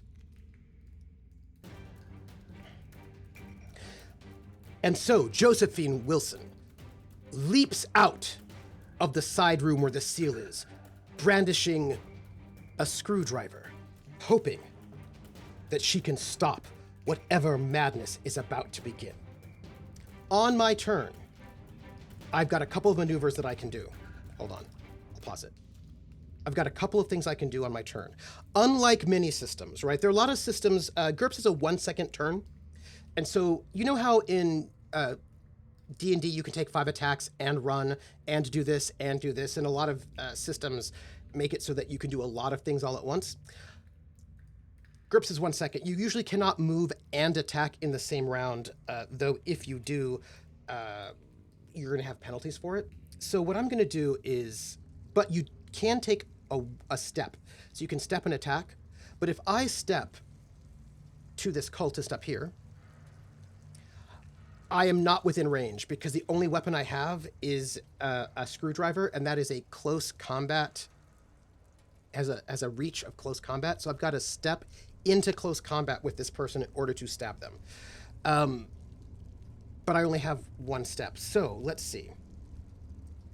I can spend one of my fatigue because we said, all right, let's talk about the 2 different ways to do this. There's more simplified combat, and then there's less simplified combat. If we're doing more simplified combat, we can't use our fatigue for things like this. And I would just have to, I'd have to move an attack, which is like it's a run, and it gives you negatives. But it would just be like, I'm going to have to move an attack, charge, and then stab. And it's much, much more simple. But this is our big final battle, and I feel like we should probably go with the extra rules, because extra rules are a little exciting. I understand. Some people might think, no, don't do the extra rules. Don't make it crunchy, but I like GURPS Crunch. It makes me really excited. GURPS Crunch is happy making for me. So if you do not mind, we're going to be just a little crunchier than we might otherwise, because I really love these options, which again, you don't have to have in your game if you don't want. But I like using the option of spending effort in combat. And I believe I can spend, let me go and find it for you specifically so that you know. I prefer GURPS Crunch with raisins. Oh, I love GURPS Crunch with raisins. They're amazing. They're the best. Extra effort. Here's what we can do. We can spend a fatigue point for feverish defense to increase our defense, or to take an extra attack, or to have more damage. And I just want you to know that I'm using, in my mind, I'm using the supplement martial arts, which gives you a couple more options to use your fatigue for, because, how do I put this? We are going for heavy crunch rather than the more simple things. And I will tell you the difference, but I do like my GURPS just a little crunchy. Just a little crunchy. So, you know, you're going to have to deal with me taking a little bit of extra time. I want to get it so I can tell you. Page 131. Now, some people would call this cinematic, but I actually feel like it's fine because you lose fatigue and it's bad for you. So giant step is one of the things you can do where you can spend 1 fatigue point for an extra step, which I'm going to do. I'm going to take the extra step. Shall we? We're back to Mr. Giddings. We are. And I am taking, I will be spending 1 fatigue to get an extra step in combat. Please note, this is an option that really only exists from, this is in martial arts, and it is considered somewhat cinematic. Let's do. I want you to come to front. By the way, I will be stepping inside. We are now in close combat together with this person. So I step forward. And then I'm going to attack him. And this is just going to be a regular attack. I could spend a lot of time. No. Regular attack. Regular attack. Regular attack.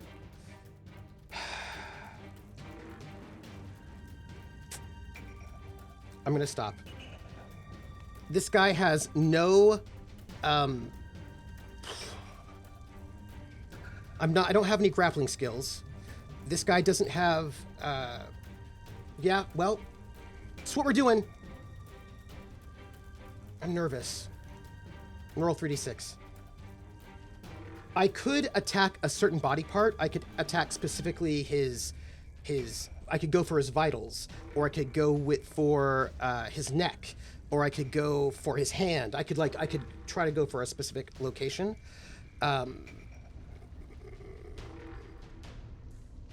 Hold on a second. Hold on a second. I think we need to make a ruling. I'm surprising them, right? I think I should make a stealth check against their perception.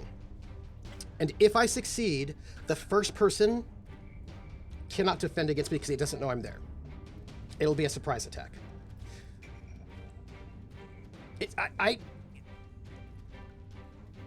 This is a surprise attack, everybody. I really feel like we should give ourselves, because it could go real bad real fast. And I just think that we need to give ourselves the most fair. I'm hard on myself when it comes to my disads, but we've got to be fair. This is a surprise attack. Or it could be. It could be an ambush. I said I was trying to, right? So if, well, I'm jumping out.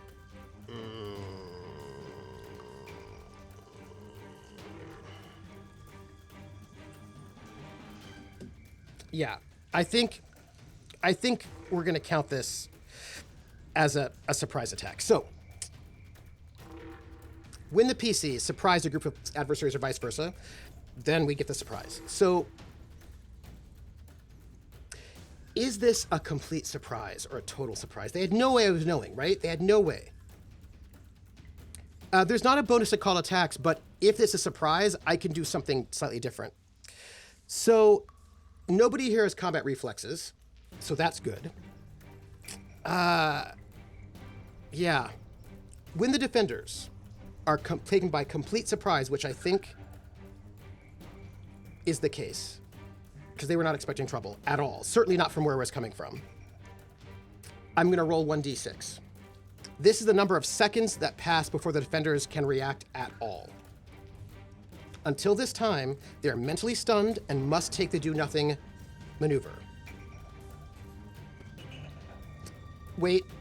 Adventurers, guards, etc. rarely suffer total surprise unless they're actually asleep. So we're not going to give ourselves total surprise. That would be unfair.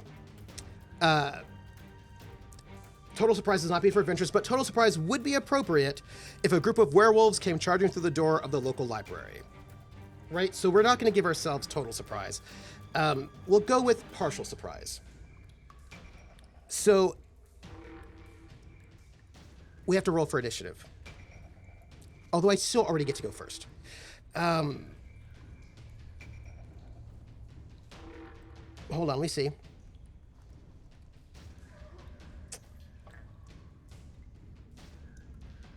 Okay, we're gonna have to roll for initiative. We don't normally roll for initiative, but we're rolling right now because of, the surprise. I'm gonna roll 1D. I'm rolling 1D. Let's see what we got here. My goodness. All right, I get 1D. I don't have combat reflexes, so no bonuses. Nobody does. I have got an IQ of 12. Mr. Giddings has an IQ of 12. That's a tie. So no bonus there. Tactics, nobody, so no bonus there. I do think I should get a bonus of +1 because they did not expect me. So I'm going to roll my 1d6 +1.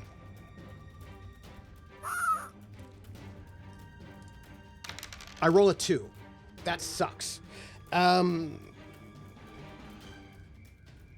So the thing is, I cannot be surprised by them because they don't know I'm coming. So this is going to be like, basically I think what's going to happen is either this is going to be like a partial surprise, but if I don't get the roll, I'm not going to be surprised by them, but they won't be surprised by me either. That's how we're going to do it.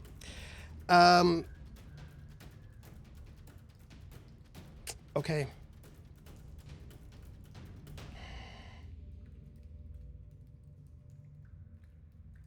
They're rolling. They don't get any bonuses either, though. So on the plus side. Okay. They beat me, which means they're not going to be surprised this turn. That's really all it comes down to. Yeah. I still feel like maybe they should have gotten partial surprise, but I'm not gonna be too nice to myself. I step into close combat, and then I'm going to, because they can act, and I don't want to die terribly. I am not going to. What is this doing? Oh, interesting. Huh. Interesting, Mr. Giddings. I'm gonna stab him. I'm in close combat with this guy, and I'm gonna stab him with my screwdriver. And I'm gonna just go for, what is my skill? My skill with the screwdriver is a 12. Just gonna go torso. Just simple torso shot. That's it. No bonuses. I succeed. That's all I need to do. I succeed, so I roll. This is how it works in GURPS. I roll well enough to hit him. However, he gets to defend, and he will be defending with his. He does not currently have his weapon out because he's not. They're not ready their weapons. I'm going to just point this out. Except for the guy with the hammer, his hammer is weaponed. So he is going to have to dodge, and he's also going to retreat. And he's going to retreat. He can only retreat.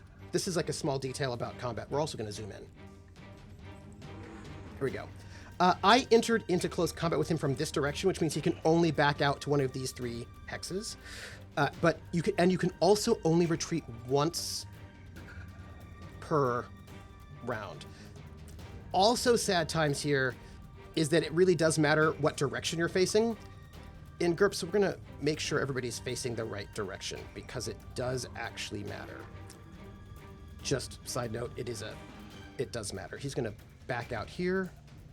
These people have not yet they were all, oops, pardon me. They were all talking to this guy, so we'll have him facing forward. There we go. He's going to back out. He's going to dodge. Right? This is it. Never a Cosmo maybe, but no orange juice in this house for a screwdriver. I'm a little nervous. Here we go. He's going to dodge. By the way, what is his dodge? His dodge is what? His dodge is an 8. Okay. His dodge is an 8.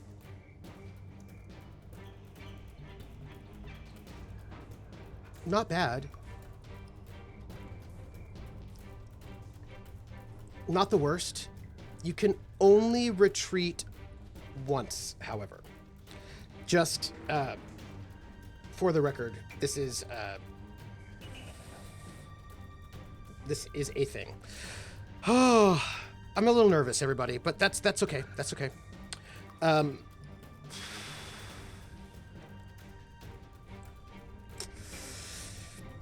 He gets a bonus to his defense. Let's roll him.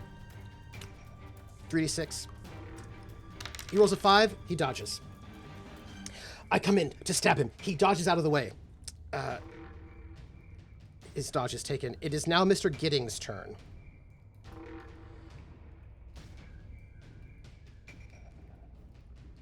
It's Mr. Gidding's turn.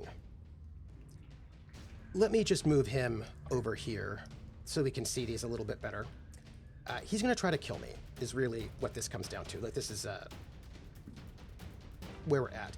So his hammer has a reach of 1 to 2, which means he can reach me from there. He doesn't actually have to get any closer. But he has a parry of 9 unbalanced. It's an unbalanced weapon, which means it's really top heavy, which means you cannot parry and attack on the same turn. He's going to try to kill me, though. But he does have a step. He's going to step over here, getting closer to the door, and he's going to try to kill me. He needs to hit a 12. He's just going to go, what do you call it? Center mass. 16 is not a success. Side note, 3s and 4s are critical successes, 17s and 18s are critical failures, unless your skill is really low. He fails. I don't even have to worry about it.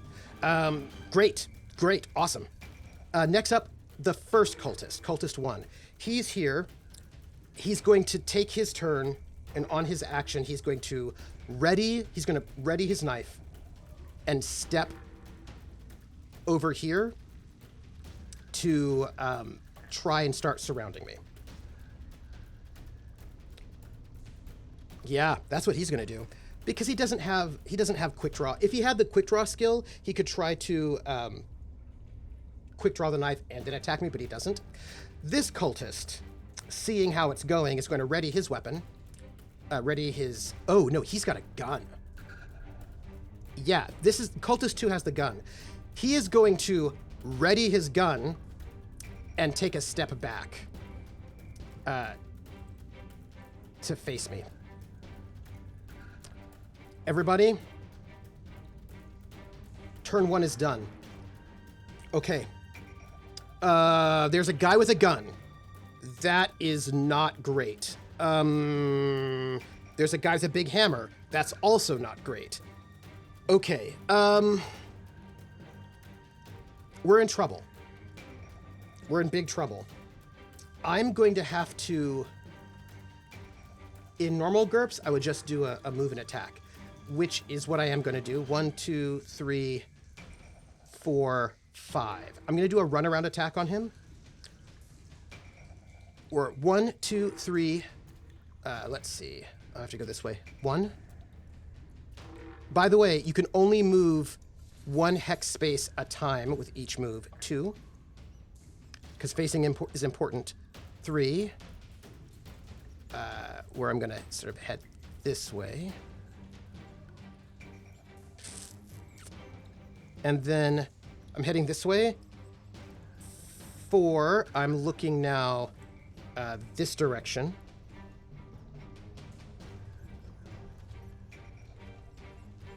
And then I'm going to step into close combat with him from behind. That's 1, 2, 3, 4, 5. Okay. I step into close combat with this guy with this massive, massive hammer. And I'm gonna stab him with the screwdriver. Right? This is what we're doing. By the way, you don't have to use a map in GURPS, but I like it very much. Okay. So there are some consequences for me stepping into close combat and also moving and attacking, and my life is going to be a little bit more difficult because of it, but it's what we've got. You know what I mean? Like, we got to do what we got to do. Because there are 3 of them and there's only 1 of me, and it is real bad. Getting attacked in GURPS can be really unfortunate. So, yeah.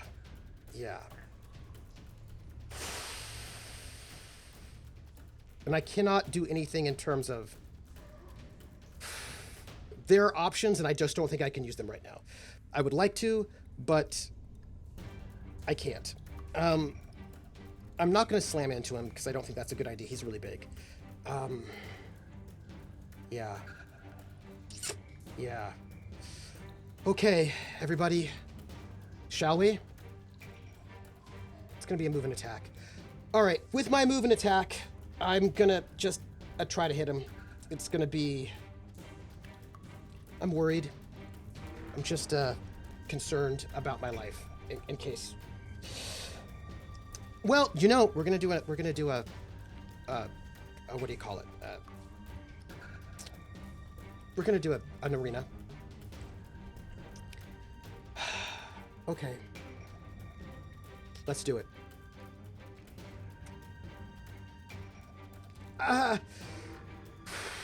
Sorry, I know I'm stalling. I know it. I know I am. I'm just very worried about it. But here's the thing. He cannot parry because he tried to attack me. He can only dodge because his turn hasn't come back up again yet. So, yeah. Here we go. And I'm just going for his torso. I would like to go for somewhere different, but I cannot right now, so... 15! Oh, no, 15's a miss. I step in, run around him. But I come in, but I'm not able to get I'm not able to get a good angle at him. I'm in real trouble right now, by the way. I'm in really big trouble. It is now his turn. And I'm in big trouble. I'm in trouble. And you might think, why am I in trouble? Because I did a move and attack, and there are some consequences for moving and attacking. And one of the consequences for moving and attacking is that your defenses are screwed. Yeah. Your defenses are screwed. Because it's not easy to go and charge somebody and then also defend yourself so easily. So, yeah. I just thought I'd tell you that. And,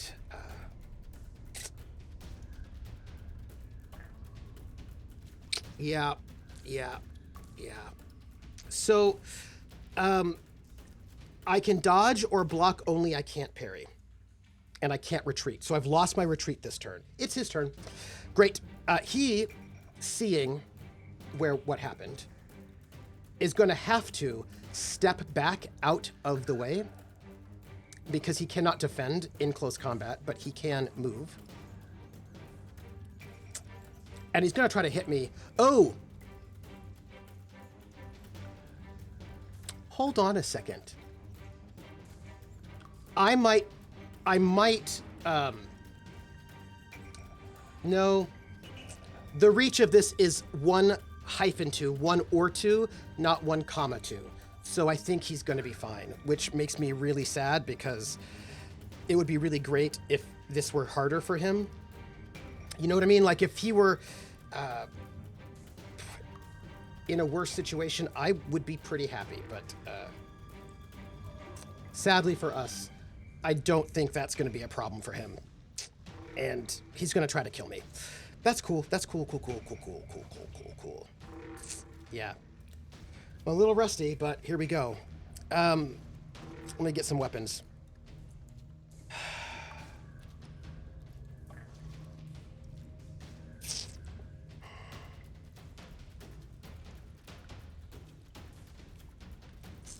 So,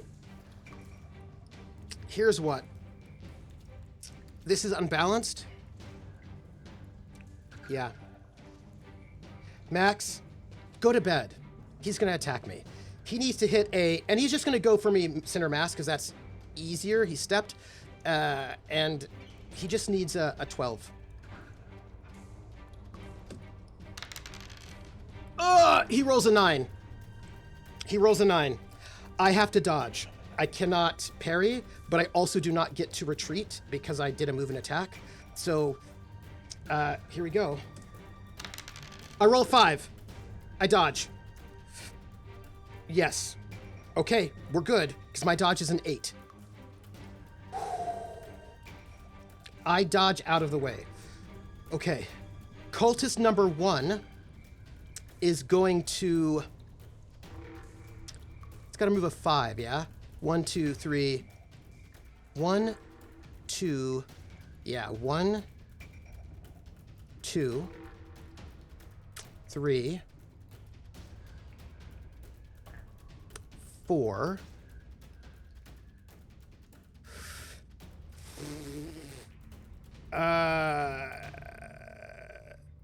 Yep. 5 is going to step into close combat with me from that space. Oh, you know what I can do? I realize what I can do. This is actually quite fine. I'm going to just do this so we know. Is not going to be able to attack me, right? Because this cultist does not want to do the move and attack. And although they are pretty,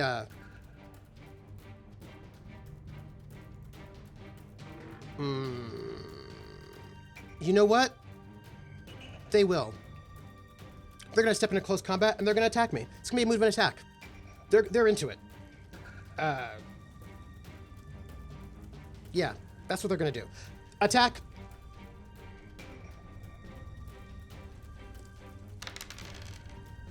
A 6. That is good enough to hit. I need to dodge. I need to hit an 8. 11, that is not enough. I can spend a fatigue point to increase my defense, though. Although. Oh. He's got a knife. He's gonna just try to stab me.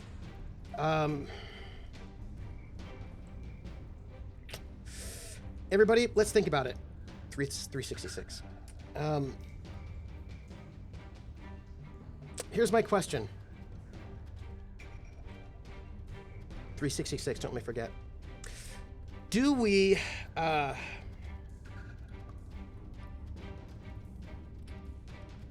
have to check something. I just have to check it. Because I want to make sure that I'm right, because I don't want to cheat. Right? This is important to me.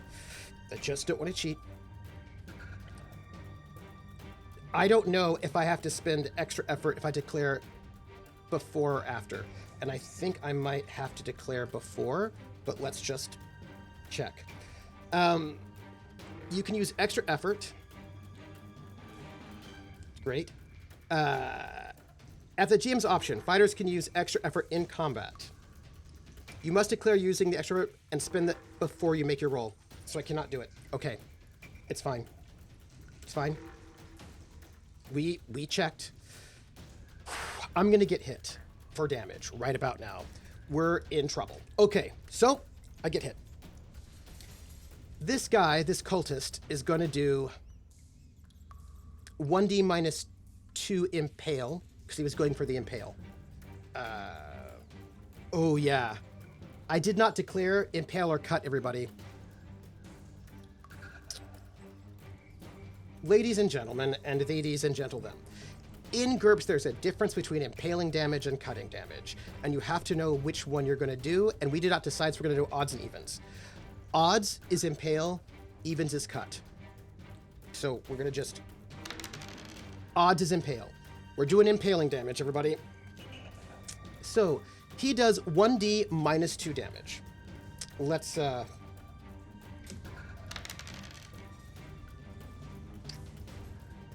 minus 1. Minus 1. However,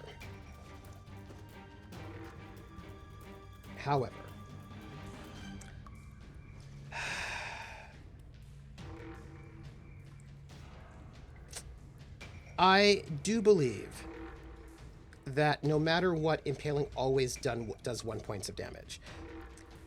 You have to forgive me. I am super out of practice. All of this was, what's the word?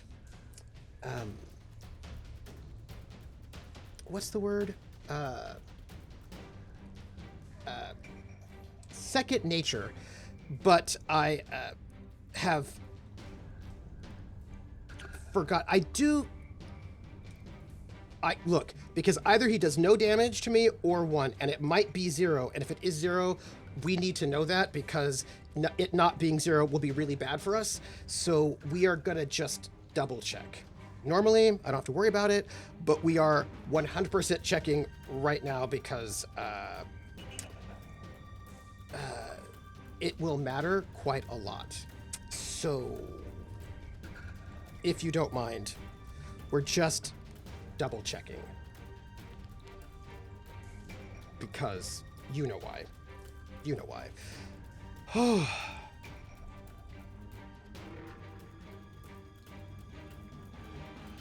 I really like this.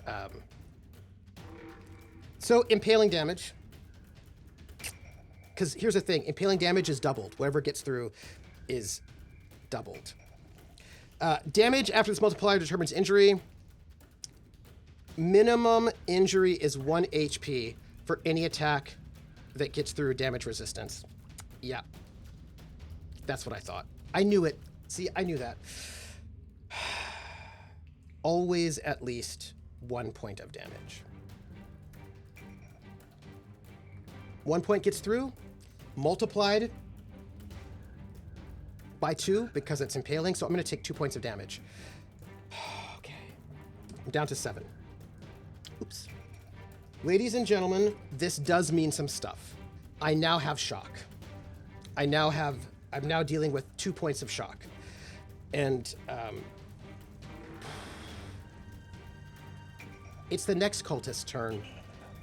The next cultist is going to aim at me because that's what they're going to do. Hi, cultist. Why don't you aim at me? And let's make a little aim symbol. Let's go like aim 1. That cultist is aiming. My turn. On this turn, I have 2 points of shock because this is where being in close combat is tricky. I just got hit, and I am,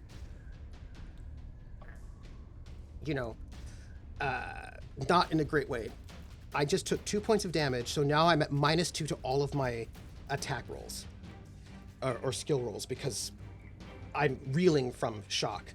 This will not last long, but it will last 1 turn. So what I'm going to do, you're getting a sense of how GURPS combat's a little bit different. I'm going to step back here, and I'm going to take an all-out defense. So I step out of close combat, and I take an all-out defense, which means I'm going to be able to defend a little bit better and easier this time. Mr. Giddings, for his part, is going to step over here, because they want to try to keep surrounding me. Oh, let me see. If he's here, I want to be facing... yeah, no, I'm in a bad way. He is going to step over here to one of my rear stances, and he's going to hit me.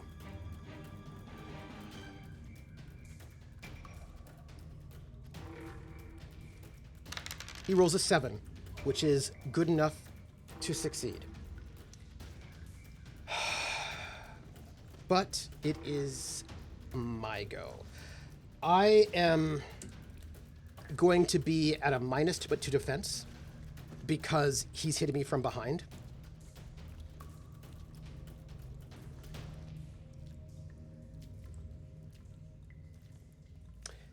I hope you're doing well. I'm going to add a +2 to my dodge, is what I'm doing, because this is what I got. So I'm going to get a +2 my dodge for this my whole turn. And, oh, by the way, my movement is a 5. I am going to actually take 2 steps back because I'm doing that, which means he is not going to hit me from the rear, so I don't get that negative. I'm at an 8 + 2, that's a 10. I feel pretty good about those odds. I don't feel good about where I'm at in terms of my health. So I am going to spend one of my fatigue points to increase my defense. By the way, 8, 9, 10 with this extra fatigue gives me the bonus, so so I'm able to dodge. Because feverish defense is a +2. Okay. Josephine, seeing that people are coming to surround her, knowing that she's in trouble, having been stabbed with a knife by that one cultist, scutters backwards, desperately, concentrating only on trying to avoid being hit. The evil Mr. Giddings steps forward, countering her backwards movement. And he swings out at her with this huge hammer, unwieldy hammer, missing her just barely as she uses all of her effort to get out of his grip and out of his way. The first cultist, now again far too distant to hit, is going to have to move 1, 2, 3, 4. Cancel, pardon me, you. 5. He, by the way, has moved enough that he's able to turn all the way around and is going to step in to hamper her yet again into close combat. But is not going to attack because, well, you know what? He might as well. He probably should attack. He'll attack. Yeah, absolutely. Yep. 17, everybody. 17. 17. 17 is a crit fail. That's a critical failure, everybody. I just would like to point out that our cultist made a critical failure on his attack against me. And you may not know this, but this is GURPS. And critical failures are not neutral.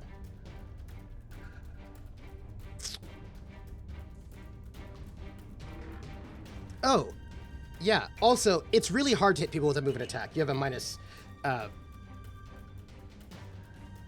to that roll. So he was not hitting me one way or the other, but he got a critical failure.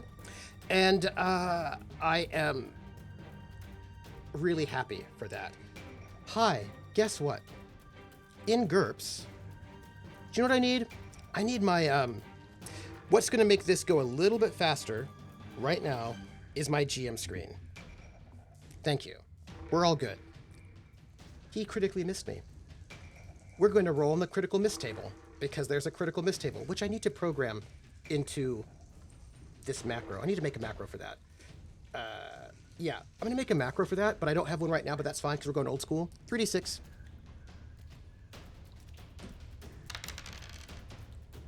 Rolls a 13. This man, this cultist of Azathoth, runs and tries to move around me in order to hit me from behind, stab me in the gullet, right in the back, but he loses his balance. As this tiled space is slippery, and he has lost his balance. I'm going to just make a little, let's call this, let's say losing your balance is, I don't know, what looks like a good lost balance? Let's go with, I don't know. The wrench. Why is that? Why is that losing your balance? I don't know, but that's what it is. He's lost his balance, which means he can do nothing else, not even a free action, until his next turn, and all of his active defenses are at -2 until then. Excellent. Okay, our next cultist. By the way, there's a much better symbol. I saw it. There's a little target symbol. Is going to aim again because we're in close combat and they don't necessarily want to shoot their friends, so they're going to aim again. You can aim up to 3 turns, which leads us to the top of the next round, and it is my turn again. I'm no longer in shock. I don't have my shock penalties, and I no longer have my bonus. This guy's in trouble. He's also in close combat with me from behind. Oh man. Oh, I'm in trouble. Okay, let me tell you why I'm in trouble. I'm in close combat with this guy, and I would like to attack him because he's at negatives to his defenses. But in order to do that effectively, I've got to turn to face him. And if I turn to face him, I'm gonna have my back to Mr. Giddings. And having my back to Mr. Giddings means that I'm not gonna be able to defend myself against him if he does attack me. And he's up next. So that's not good. He's perfect to attack. I really should kill him. I should attack him, but if I do, I'm in big trouble. Ooh. Oh no. Well, here's the thing.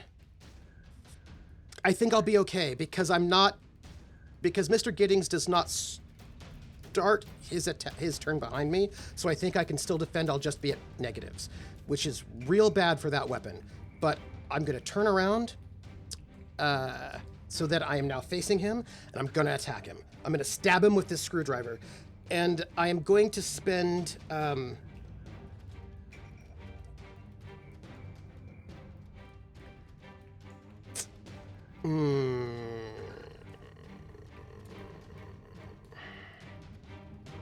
going to spend extra effort to do extra damage. Yeah.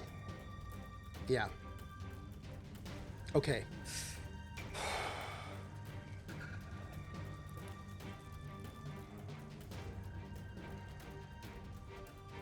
Don't like it.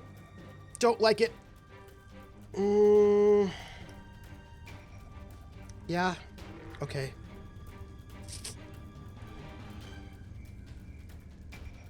Yeah. Okay, I'm gonna take a extra damage.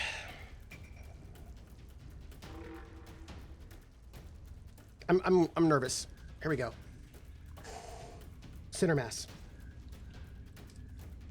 A 12, which is my skill, right?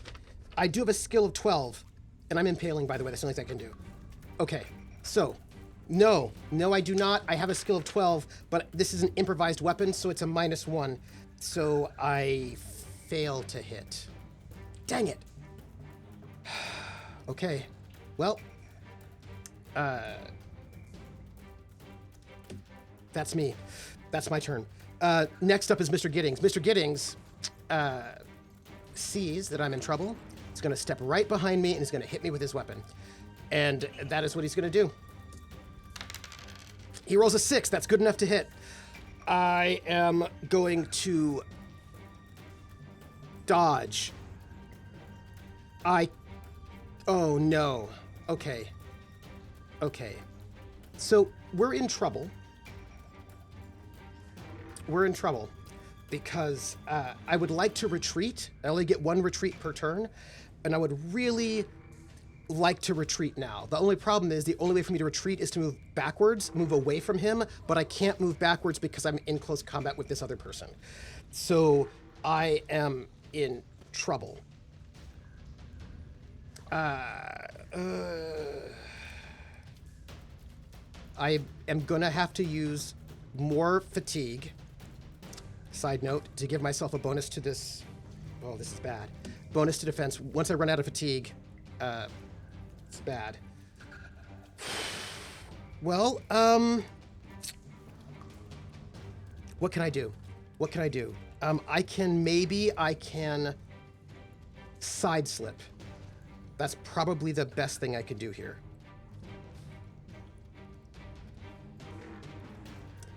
I don't know if you know this, but life is difficult for me right now because I'm worried about dying. And yeah,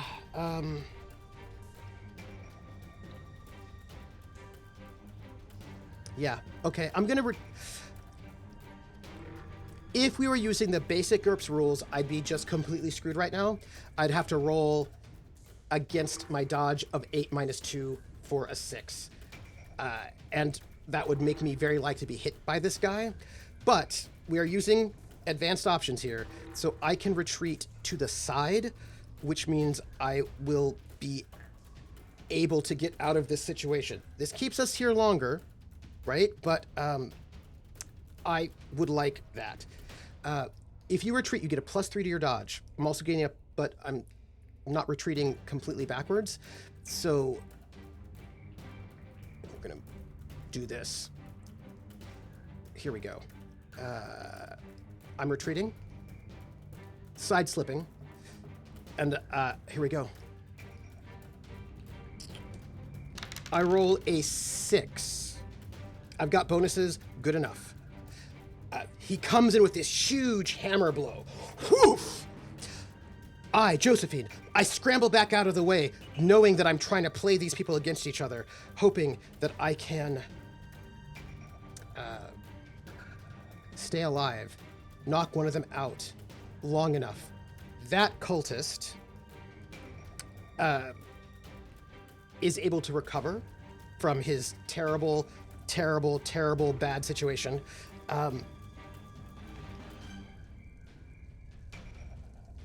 Staying alive. I'm staying alive. This guy recovers from his badness, but he cannot do anything against me. And that's him. This guy aims the last... Oh, I'm no longer in close combat. He's going to shoot me. Since I've stepped out of close combat, he's less worried about hitting his friends, so he's going to shoot me. Great. Yeah. I am 1, 2, 3, 4, 4 hexes away from him. And 4 yards. I'm 4 yards away, which means he is fine. Nope. He has to take a penalty. He's got to take a penalty because we've got some distance. 1, 2, 3, I'm 4 yards, which means he's got a -1, but he's got that offsets that +2. So he's got a +1 to this roll. And he's going to go center mass. He just thinks he needs to hit me. He doesn't need to do too much. As long as he hits me, he should be fine. This has got a accuracy of 2, which means he gets the accuracy bonus because he aimed.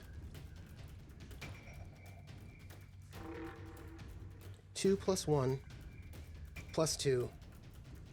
Ooh, he's got a rate of fire of 3. He's going to take all 3 shots. He's got a rate of fire of 3. So he can just shoot multiple times. He's going to shoot me as many times as he can, is what's going to happen here, because why would he not?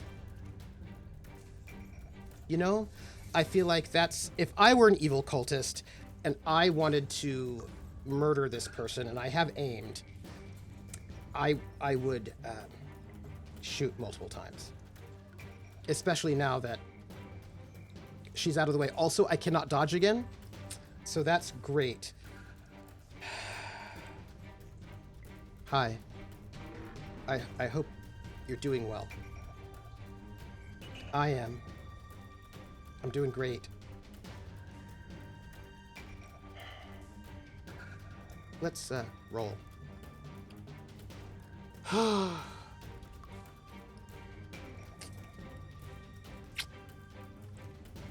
In GURPS, you don't have to roll multiple times for each bullet. You only roll once, but you're going to get a bonus to your roll, and yeah.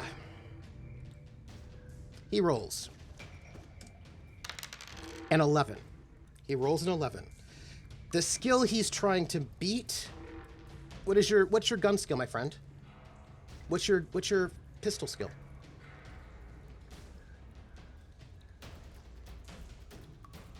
Do you have the pistol skill? You have the skill of knife. Okay, so it doesn't actually look like he's got a great pistol skill.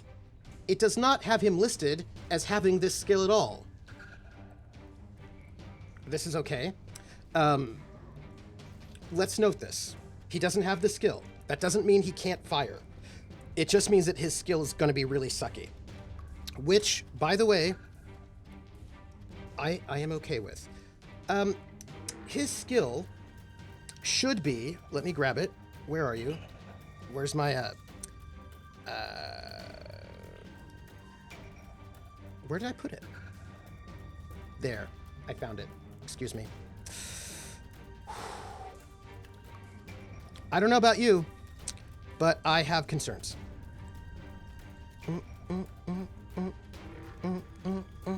Skills. This is a pistol. Hello, guns, pistol. Guns is Dex -4 is its default. His Dex is 11, which means his base skill is a 7. Hi, Wandering DM. So he's trying to beat a 7, right? That's what he's trying to do. He rolled an 11, but he gets a +2 for accuracy and another +1. That brings him to a 10. Still not enough, however. Yeah, he does not hit me. Because he doesn't have this skill, actually, and that's okay. He fires off 3 shots. Bam, bam, bam! If he'd rolled better, he would have hit me, but he did not. 3 shots ring out in the night as the pistol... Bam, bam, bam! He should have aimed one more turn, is what I'm going to say. And that cultist is done. We start the next turn. My go.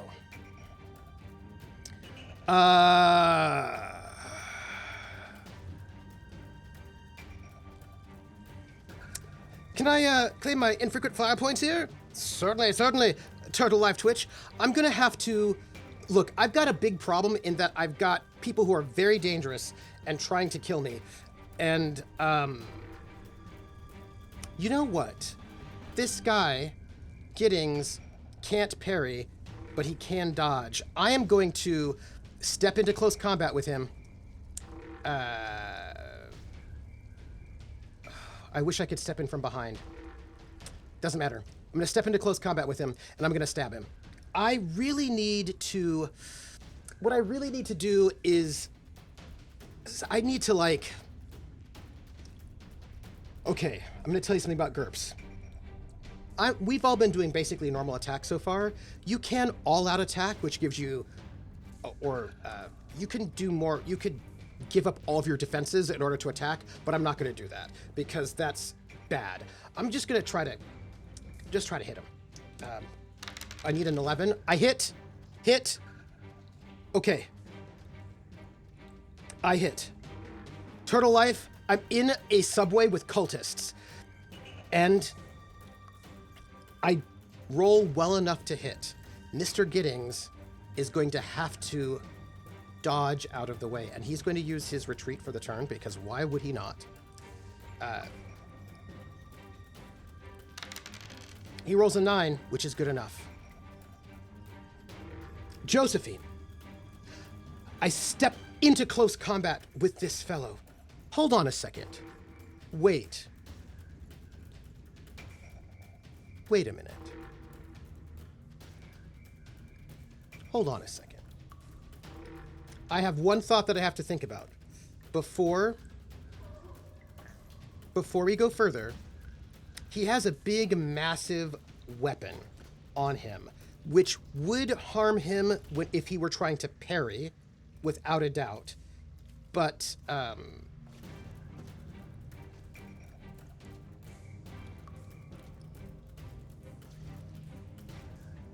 you know what?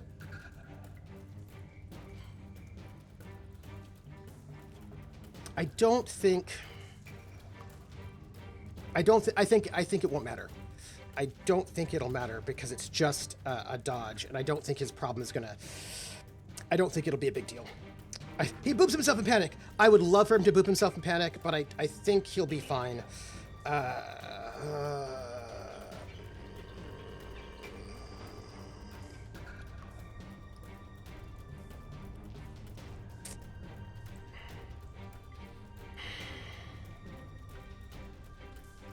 Well,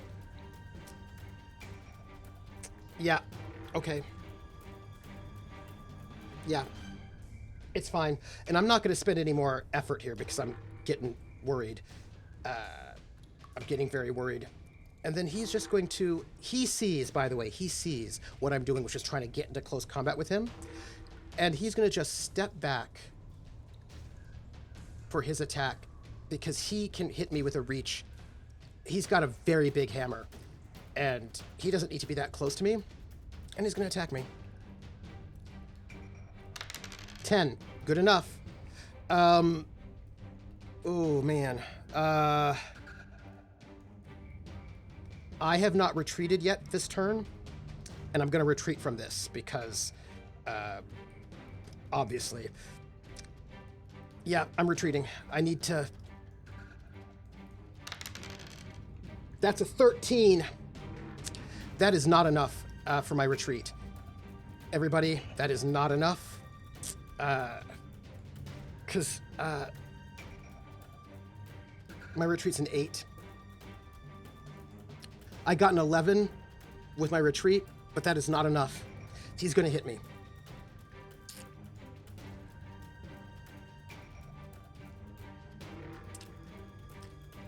He does 2d6 plus 3 crushing damage.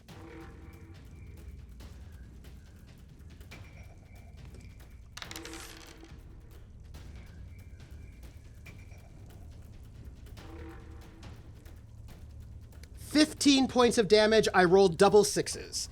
Why do I roll double sixes? My last character died to a big hammer strike for this guy. Okay. GURPS combat is a little bit different from some other combat, so we're going to talk about what happens right about now. The huge, large man steps back with an evil grin and swings this strange cyclopean hammer down. I scrambled backwards, trying to avoid being hit, but I'm not able to avoid the connection. And the hammer comes, crushes me right in the midsection. That's minus 15. Puts me at minus 8. I see that I'm dying. Let me tell you what happens. With 15 points of damage, that is a lot of damage. It's more damage than my entire total number of hit points altogether. So let's talk about what this means. But let's start with the fact that I am at 0 hit points. But I've got to roll for being stunned. This is bad. Oh, wait. This could be even worse than I think it could. This could be super bad. Okay, so let's talk about this. First off, he hits me for 15 points of damage. And this is going to cause knockback. Or it can.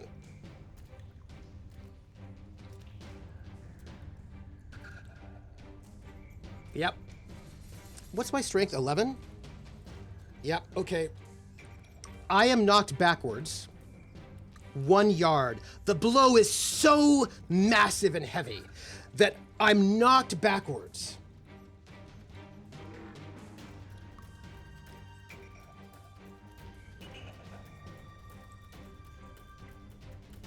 And I have to roll against my dex.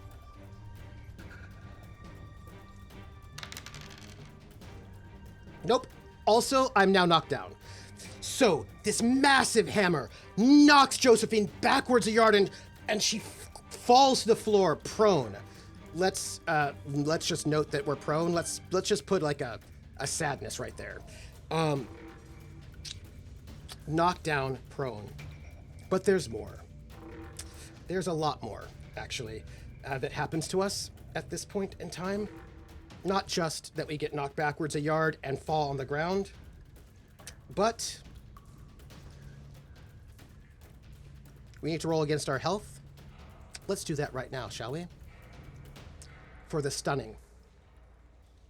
Because the thing is, when you take that much damage all at once, it's bad for you. You can, let's just go. So we are now at -4 to any rolls, if that were relevant. It's not currently relevant, but that's fine. We now have a major wound. This is a major wound that we have just taken because we took more than half of our hit points in one blow. We have to roll our health.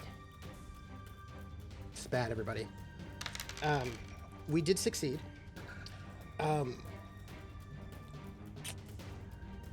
But we're still on the ground. We're not stunned.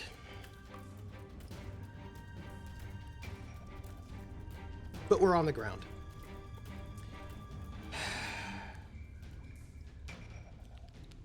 And we're not in a good space. So anyhow, that's great. It is... it's really bad. I don't think you know how bad it is. It's the next person's go. It was a crushing damage. We're not bleeding out. Also, we're not using the bleeding rules, but that's cool. Yeah, there is more, and we'll see it really soon, since we're at -8. Giddings had his turn. That's great for him. The cultists, it's their turns. Cultist number 1 sees what's happening. Sees that I'm down. Sees that I have, like, a lot of crushed ribs, and things are bad for me. And according to their rules, the minute I get damaged by Mr. Giddings, they're going to just do all-out attacks. Because my internal organs beg to differ. Yeah, so they're going to all-out attack.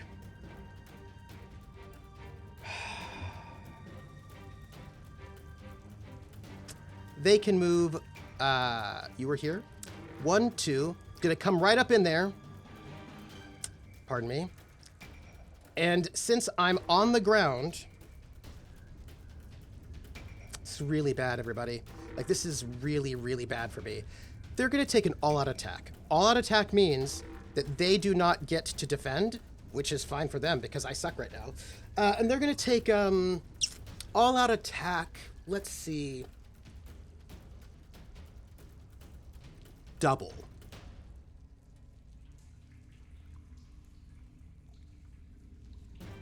Yeah, it's gonna stab me twice. Twice? Stab me twice. Yeah. Yeah, let's do that. Let's do that. Oh, wait. No, this is better. Rather than attack me twice, all-out attack means you can either take a +4 to your attack, or take 2 attacks, or get +2 to your damage. But they're gonna just take 1 attack, +4 to hit, and they're gonna hit me in my vitals. They're gonna stab me, impaling, stab me, try to get me right in the vitals. Now that I'm down. That's what they're gonna do, because that's what I would do, because that is cruel and evil and terrible. And that is exactly what I would do. Let's roll it. +1. That's a 12, and their stabbing skill is indeed 11, but they get that +1, so yes. They rolled well enough to hit me. How are you all doing? As I'm lying on the ground, and people are going to try to stab me multiple times. Let's discuss what this is like for me.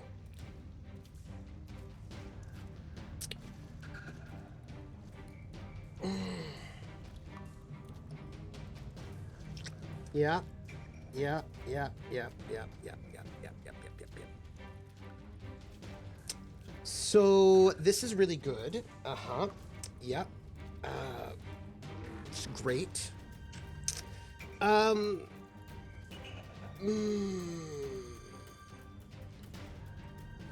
I'm on the ground.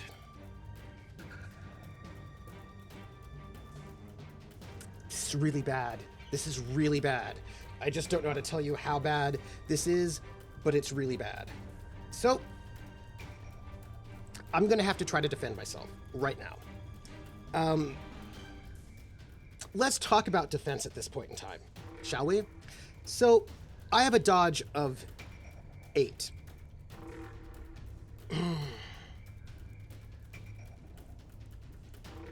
But the thing about that is I'm going to be at a -3 because I'm lying down, you know? So that's going to go down to a 5.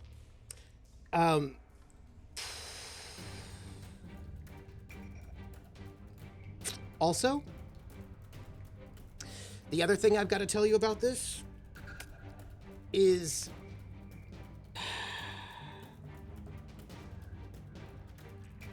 I am at less than a quarter of my hit points,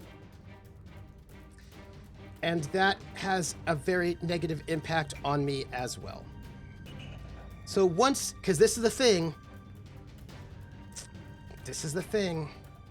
once we get here, we're in a bad way. My dodge has been halved. Right? So my speed goes from a 5.75 to a 2 point something rather around it. So my speed goes down to a 2. So my dodge, which was an 8, is now going to be a 5 minus, so it's a 2. My dodge is now a 2. I also retreated this turn already. So let's roll a 2. I'm going to have to spend my fatigue to give myself a +2, which puts me at a 4. Let me roll my dodge.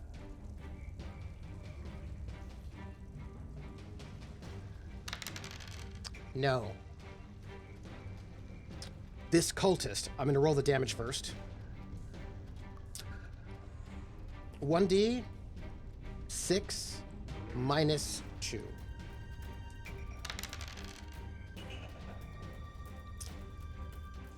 I rolled a 6. Minus 2 is a 4. Great. Okay, we need to talk about this. This is great. This is awesome. By awesome, I mean it's real bad. This cultist, seeing that I'm down, rushes forward and takes careful aim, stabbing this knife directly towards my heart. Deep into my torso. I, Josephine, try to maneuver out of the way, but my ribs are crushed. I'm in pain. I can barely see what's happening, and I can't move quickly enough. I have to dodge out of the way, and the knife plunges deep within my belly. By the way, that was a hit location. Took a -3 for that hit location, but was successful in hitting my vitals. Anything that gets through the vitals is multiplied by 3 damage. So,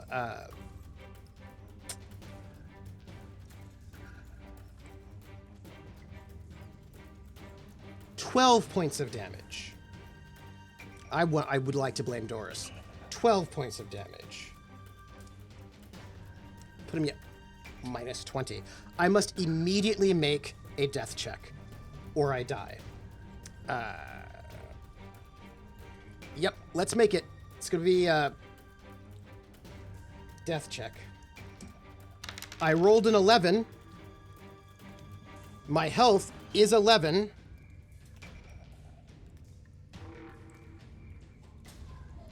So I do make it.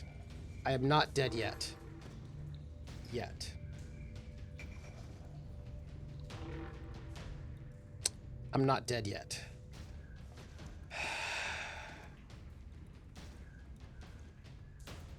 It's real bad. Also, that was 12 points of damage. Let me roll. Still up. It's really bad.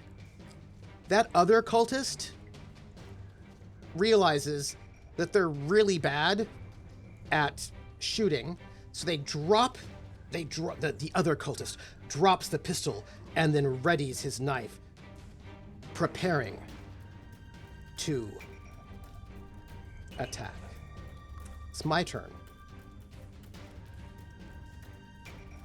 I'm at minus 20 health. I need to roll to see if I stay conscious. I do not. And with that, Josephine Wilson tries to stand up, to fight, ribs pressing into her lungs, eyes swimming, and then darkness on the edges of her vision takes over, and she slips from consciousness.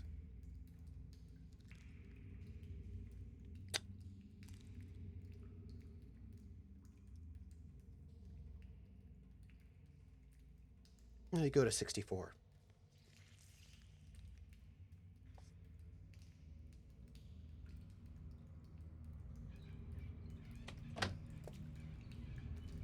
I collapse in a heap on the ground, my vision fading to blackness.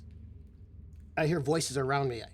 I feel a booted foot kick my body, checking for signs of life. Let the harbinger enjoy the body, says a gruff voice in the distance. My will eroded. I accept this fate. The harbinger's touch is cool and comforting, as it envelops me in its grotesque embrace. Its form, a nightmare of writhing tentacles and unblinking eyes, consumes me, pulling me into its abyssal depths.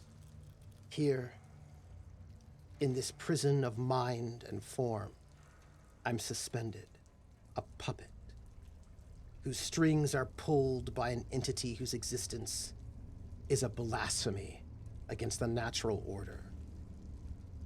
And my journey is over.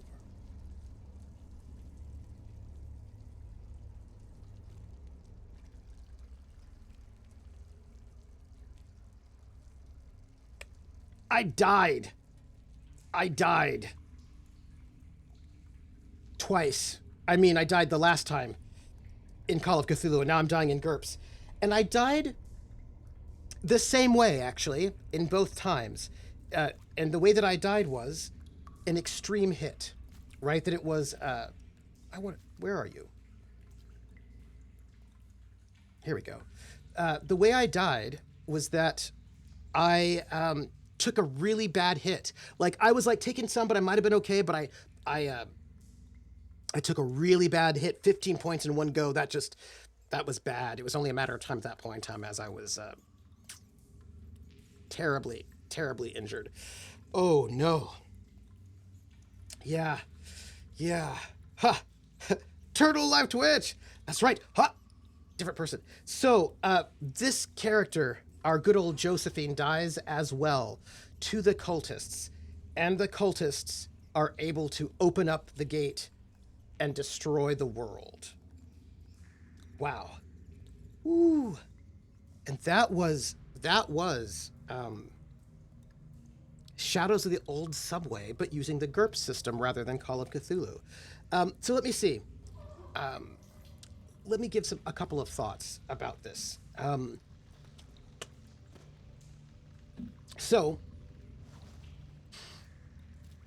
Wow. Whew. interesting.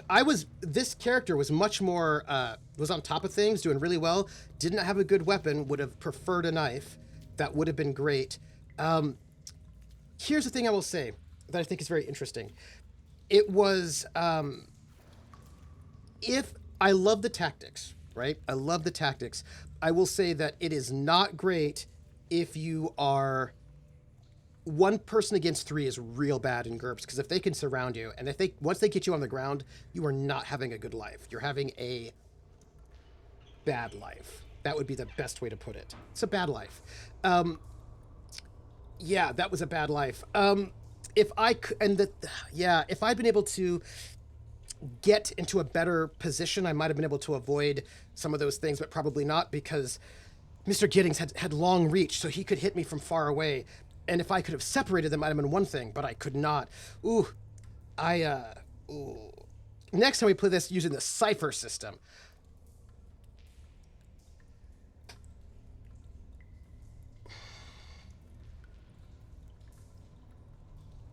Maybe. Perhaps. I'd have to think about how to translate it, but perhaps. I think that Call of Cthulhu, I stayed up longer in GURPS than I did in Call of Cthulhu. That's a true fact. Call of Cthulhu was a little bit more cinematic, even though it's still a bit deadly. The 7th edition is a little bit more cinematic. They did not give me the luck skill in this one. I probably would have built this character just a little bit differently in GURPS to... I would have given myself a higher knife skill, is what I would have done. Because with a higher knife skill, I would have been in a little bit better space, but that's okay. I really do like being able to use fatigue points in combat. I think it does make combat go a little bit longer. If I had not been using fatigue points, I probably would have been hit earlier, and this combat would have gone a lot faster because I couldn't up my dodge by +2. But so here's the thing. If we were not using extra effort in combat, which they say is a little bit cinematic, but I feel like it's fine, then I would not have been able to dodge, and I would have been out a little bit earlier. And they didn't actually use any extra effort in combat. But I really like that. It's an optional rule, but I really like it because if you get really low in your fatigue points, that's also really bad for you. Just a side note, right? So there's a cost on it. So if you get below 1/3 of your hit points, you have to dodge. You have to half your move and your speed, and that's no good. Same thing with your fatigue. So you get to the point where you're just basically too exhausted and too injured to be able to move very far at all, and then it's bad for you if you get down to that point, right? I love the options. These characters are not as good combatants to be able to take advantage of a lot of those options. But that cultist all out attacked and stabbed me in the vitals and did 12 points of damage, which that was bad for me. You know what I mean? Those are bad things. I will also note that they were mostly going for non-crippling injuries. You could have, if you wanted to, go after a leg or a hand, and those things will do more damage, but there are penalties to those rolls. So you want to be a little bit better at fighting, or risk an all-out attack. I was not going to risk an all-out attack because if you all-out attack, you can attack twice or do more damage or get a +4 to your roll, but then you do not get to defend. And as you might be able to tell from GURPS, defending is really important. Really, really important. It is very important. Volpez, Valtiel, you should maybe join in our... we're going to do a gladiatorial arena. I hope to do it before the summer is out. And now that I've been making a GURPS character sheet that I actually like, that will make all of this go a little bit easier. So I'm basically, there's already a GURPS character sheet in Roll20, but I think it's too busy. I think it's too busy, which means it makes GURPS look pretty miserable. And I would prefer not to do that. So I'm making my own character sheet, and once I can finish it up, it'll be much nicer, much more simple. You can just look at it and see what you need to do, and there'll be some little bonuses here or there. So you should join us.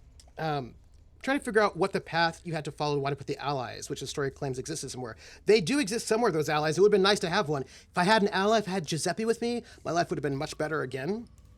But I didn't do it. I think an idea for a bonus stream sometime would be for Trooper to walk folks through a real GURPS character generation. Oh, yeah, I could absolutely do that. I could do that. We could do some character generation. As a matter of fact, we could do it in a couple different ways. And I'll probably have to go through one for the gladiatorial arena anyway, although that uses templates. PB, play that side. Oh, thank you for that resub. I don't normally sing during RPG streams, but I'm going to. But I will wait. Glad to add to my carriage suggestion for something not designed to be a meat grinder. Yes. Oh, good. We're gonna have gladiatorial games. I'll do two different ones. We'll talk about. And there are many different ways to create a character in GURPS, and I will show you the way that I do it with a player, and we will do that. I love a good bonus stream, and making characters is a fun bonus stream. And I will show you my new character sheet, which is almost done, but not completely, but almost. And yeah. So that was GURPS. I will also note that you do not have to use. You can use Theater of the Mind in GURPS. It's totally doable. They have the GURPS has two different combat chapters. One is just like basic combat, which doesn't use a map, and then they have the tactical combat, which does use a map. And I really do love. I will tell you this. I love GURPS tactical combat. It's one of my favorite things ever. I love it a lot. I love it a lot. I've played in GURPS games with no combat at all. Like the game I played with Rissa, we played for 3 years and we had 2.5 combats total. Out of the entire game, there were 2.5 combats in 3 years' time. So you can play GURPS with very little combat and still have it be meaty and interesting and have a lot to do. You can play with Theater of the Mind with just basic combat where it's just like, sort of more simplified. You can play it with tactical combat with like a base level of tactical combat with a map. You can also then add in martial arts options for more grappling rules, however you want. Like there's a lot you could do. My character did not have grappling, so I was not going to be grappling anybody, by the way. But so the thing is, if I could have got a grapple on that guy, Mr. Giddings, I would have been in a much better spot, because if you grapple him, he cannot leave close combat unless he breaks the grapple. And he has a reach 2 weapon. And that big, huge hammer, he cannot hit you in close combat with that weapon. So if I could have grappled him, then I could have maybe done something. I could have, because that huge weapon would have been a huge liability. If I could have what I should have done was grappled him and then just stabbed him a bunch of times with that screwdriver. That would have been the way to go. That's what I should have done. I should have grappled him. I should have grappled him and then stabbed him while grappling him. Just like get a hold on him and then just stab him a whole bunch of times that's what I should have done.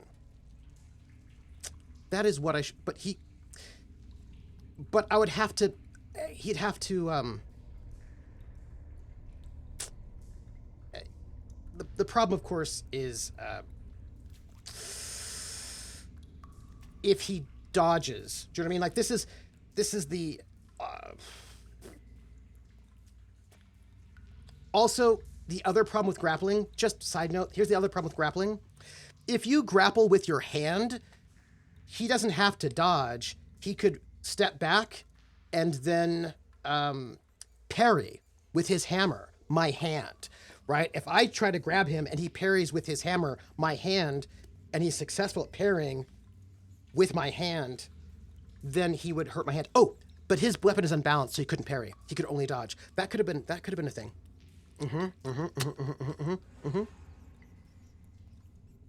That would have been a thing. I could just, I think going into grab, how would that have been for me? I think it might not have been bad. That might have been the best option, right? If I want to grapple him, I just would do, let's see. I could have tried to grab the hammer, but I think that might have been a little bit harder, and I don't think I would have needed to. I could, yeah, grappling would be rolling against dex, right? So if I grappled him, step into close combat and grapple, which is a dex, which is a 12, which is better than my knife. And if I do it, if I'm successful, yeah, yeah, that's what I think I should have done. I think I should have grappled him. Yeah. That's what I should have done. Now I know. Yeah. You've been in a joust before. Being a glad. Yes. Yes. Yeah. That's what I should have done.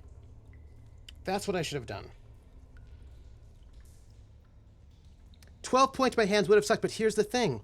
Because that hammer is unbalanced, you can either, so like with a regular weapon, you can attack or parry. That's both fine. Or you can do both. But if it's an unbalanced weapon, attacking brings it out of line, so you cannot parry with it. So what I should have done was grabbed onto him with my hand. And if I was able to successfully grapple, he cannot leave close combat without breaking the grapple. And once I've grappled him with one hand, then I just start stabbing him. That's what I should have done. Or, alternately, you know what I should have done? This is what I should have done. Remember when that guy had that, when the one guy made the critical miss? And he was basically not able to defend himself. He was like messed up. I should have grappled him. This is why I love GURPS combat so much, because that situation was really, really bad, but I think I could have gotten around it. What I would have done is, if I had my tactical mind on, and by the way, next time I certainly will, that guy who had the critical miss and was therefore off balance, what I should have done was stepped in behind him, grappled him from behind, and then I could use his body as a shield. That's what I should have done. So then I'm grappling this guy, I'm using his body as a shield, and then I stab him a bunch of times with the screwdriver. When Mr. Giddings tries to hit me with the hammer, I can basically use this guy to block. He tries to hit me with the hammer, he hits his friend. The guy tries to shoot me, he shoots his friend. That's what I should have done. That was what I should have done. If I'd done that, I bet I would have gotten through this combat. Yep. That's what I think. Would you consider a custom character to try this a third time? Ooh. In which system? GURPS or Call of Cthulhu?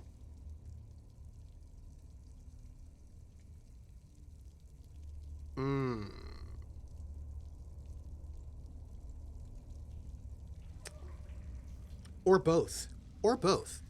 I could do both. I'm going to think about it. Because that's very exciting. That's very exciting to me. Oh my goodness. Yep. So here's what it is, everybody. I'm going to tell you what I would have done next time. When that guy had that critical miss, I would have done a double step behind him, grappled him, used his body as cover, stabbed him with the screwdriver a bunch of times, and then keeping his body as a meat shield. Maybe I would throw the screwdriver at one of the other ones, grab this guy's knife, then I have a knife that I can use, and then I would maybe yeah, that's what I would have done. That's it. And those guys are easier to hit. Yeah. There you go. My strategy for the next combat in that situation would be to grapple that guy, use his body as a shield,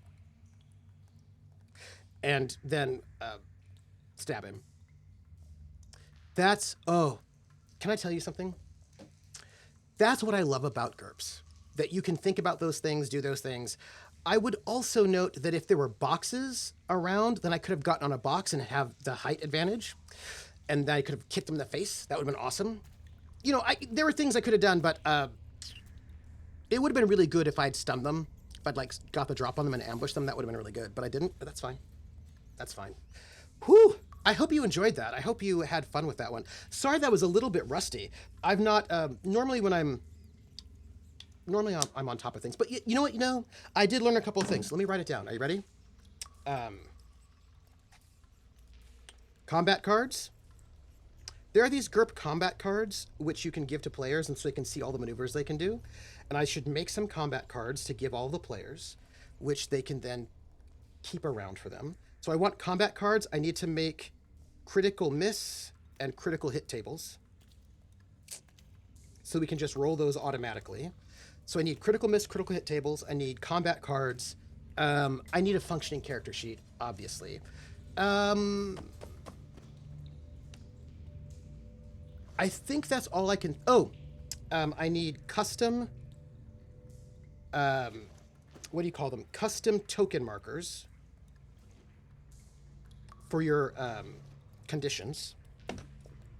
I think that might be all I need right now.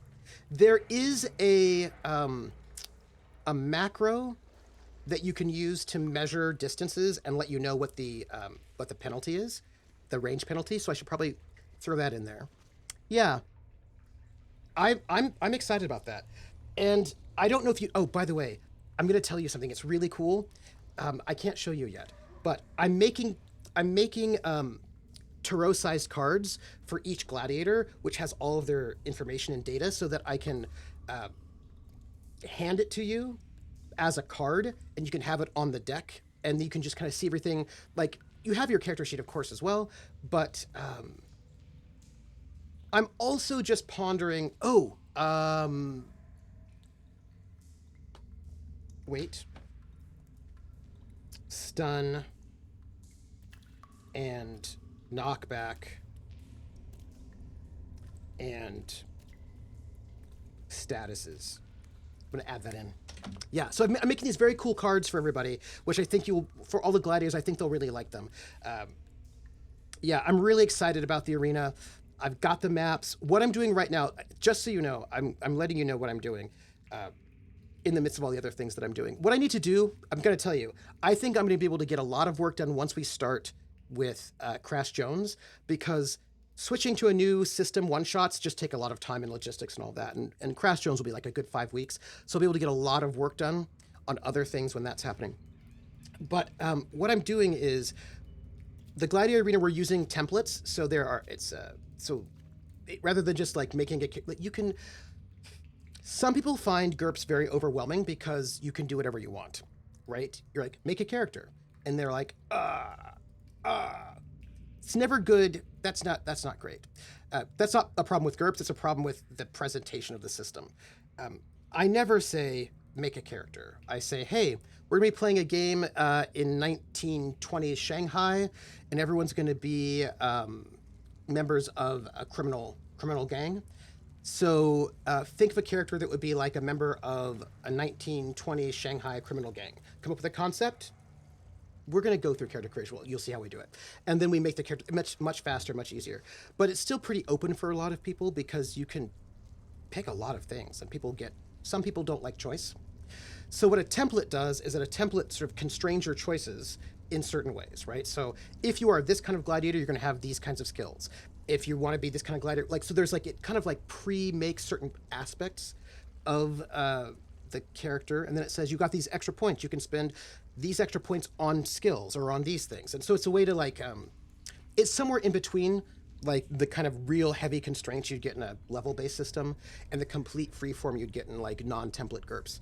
And so what I'm doing, since we're doing templates for the gladiators, is that I'm working out how to do character creation in stages through the templates, through asking questions. And I'm basically building a Google form survey, a Google survey, where it'll ask you the questions. Like, it'll start off with, which type of gladiator do you want to be? This one, this one, this one, or this one. And then you pick the type, and then it'll go to the next set of questions. And it should be able to basically take you through all of the choices, the basic choices you need to make through the template, until you're basically almost done with only a couple things left over. So if I do it right, I've got to test it, but if I do it right, you should be able to sort of, I'll give you the link to I'll give the link to the form. You can make your gladiator, and then your gladiator will be in that Google form thing, and then I can turn it into a card, and then you'll have your card you can look at. And I'm very excited for how to make this elegant and smooth and useful and fun. And then it'll be I also have other plans for the arena, but that's like phase two. Um, but one thing I really want to do is I want to make um, a special title, a special role in Discord, and maybe I can do the same. I don't know if I can do that, or maybe like a special. I want to basically make a special thing so that if you win the arena, you get to have the special title, the crown, the whatever it is, the laurels, until the next arena. So I want to be able to make it so that if you win, you get a special thing so that people know, like, oh, you won the arena. And so I'm very excited about that. And Krellin wanted to have the ability to influence the audience, and that will certainly be there. So there will be acting. There'll be stuff in there that you can do, but I'm really excited about where that's going. But I suppose I should turn off all the creepy sounds, huh? I guess. Here. There we go. So, thank you. This was really fun. I should tell you something. This person who made this adventure, J.C. Connor, I believe, has other solo adventures that come in two flavors. He only has 3 so far. This was one of them. The other 2 are both fantasy, and they're made for both D&D and also GURPS. So I feel like we will probably do this again, where we do the 2 different adventures, but with different characters and see how it works out, because I think that'll be really fun. And let me see. So let's find out where you can find me next. Also, my goodness, thank you all for being here. Thank you for hanging out with me, and thank you for chatting with me as we talk through um, as we talk through what that meant for us and what we learned and all of that. So let's see. Let's talk about what's next. Oh, Corey Hickson, of course, my pleasure. Now, of course, I do want to go back into this place and be like, what did we miss? We've missed so many things. There were so like, I have to tell you something. Hold on, let me show you this. Are you ready? Let's back up for a moment, shall we? I'm gonna show you something because I don't know how we get to the places we get, but I can tell you that I do know what so let's get to this map, shall we? I have cards for all of the NPCs we might have to run into. And let me show you. Here is the Harbinger of Azathoth, which we didn't run into, probably good. Mr. Giddings, who we did, he killed us twice. The Cultist of Azathoth, we met them, that's fine. The Cultist of the Foul Union, we never met. The Considerable Rat Thing, I believe we did fight that creature once, last time in Call of Cthulhu. The Deranged Sculpture, who we did fight, and then Giuseppe, who does exist, who should be our friend, but we never met him. That's all I'm saying. But yeah, it's good that the cultists are unionized. That's important. You know, that's important. So many secrets we didn't get to. Clockwork Librarian says, it was a lot of fun to revisit GURPS, even vicariously. It's been a few years since I've gotten to engage with the system. Yeah, I'm really excited to show you a bunch of things with it. So I think that'll be really good.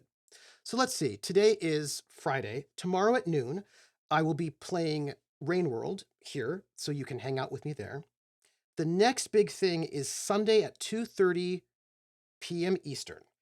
On this channel will be the 3rd part of Seasons of Death Summer, No Grave for Traitors, which is our 1-player, 1 GM Night's Black Agent solo ops campaign.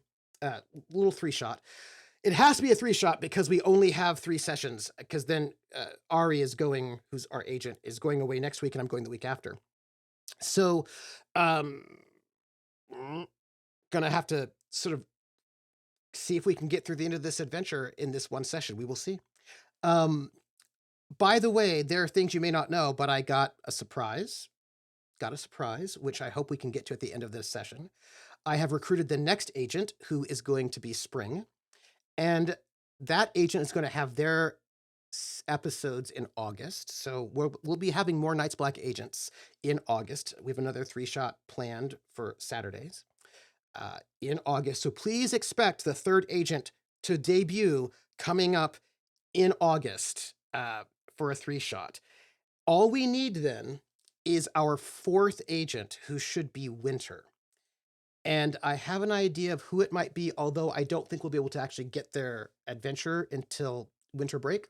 But once winter break happens, we get that adventure, and then I don't know if you know what this means, but this means we'll have all 4 agents, all 4 seasons, and that means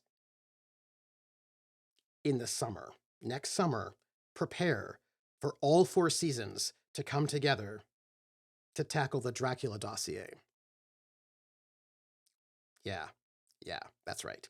Let's see. Then on Monday at 2 p.m. Eastern on the Wandering Inns channel, which is YouTube, will be the finale of Overgrown, where I'm playing a rabbit.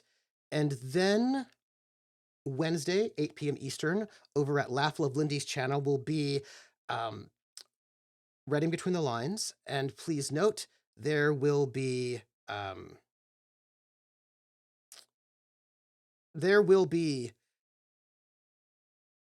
return of Yutsai with a new character. And, there's a lot going on, and we're going to find out what happens. Yep. And then I'll be back here for Thursday, 6 p.m. Eastern for Disco Elysium.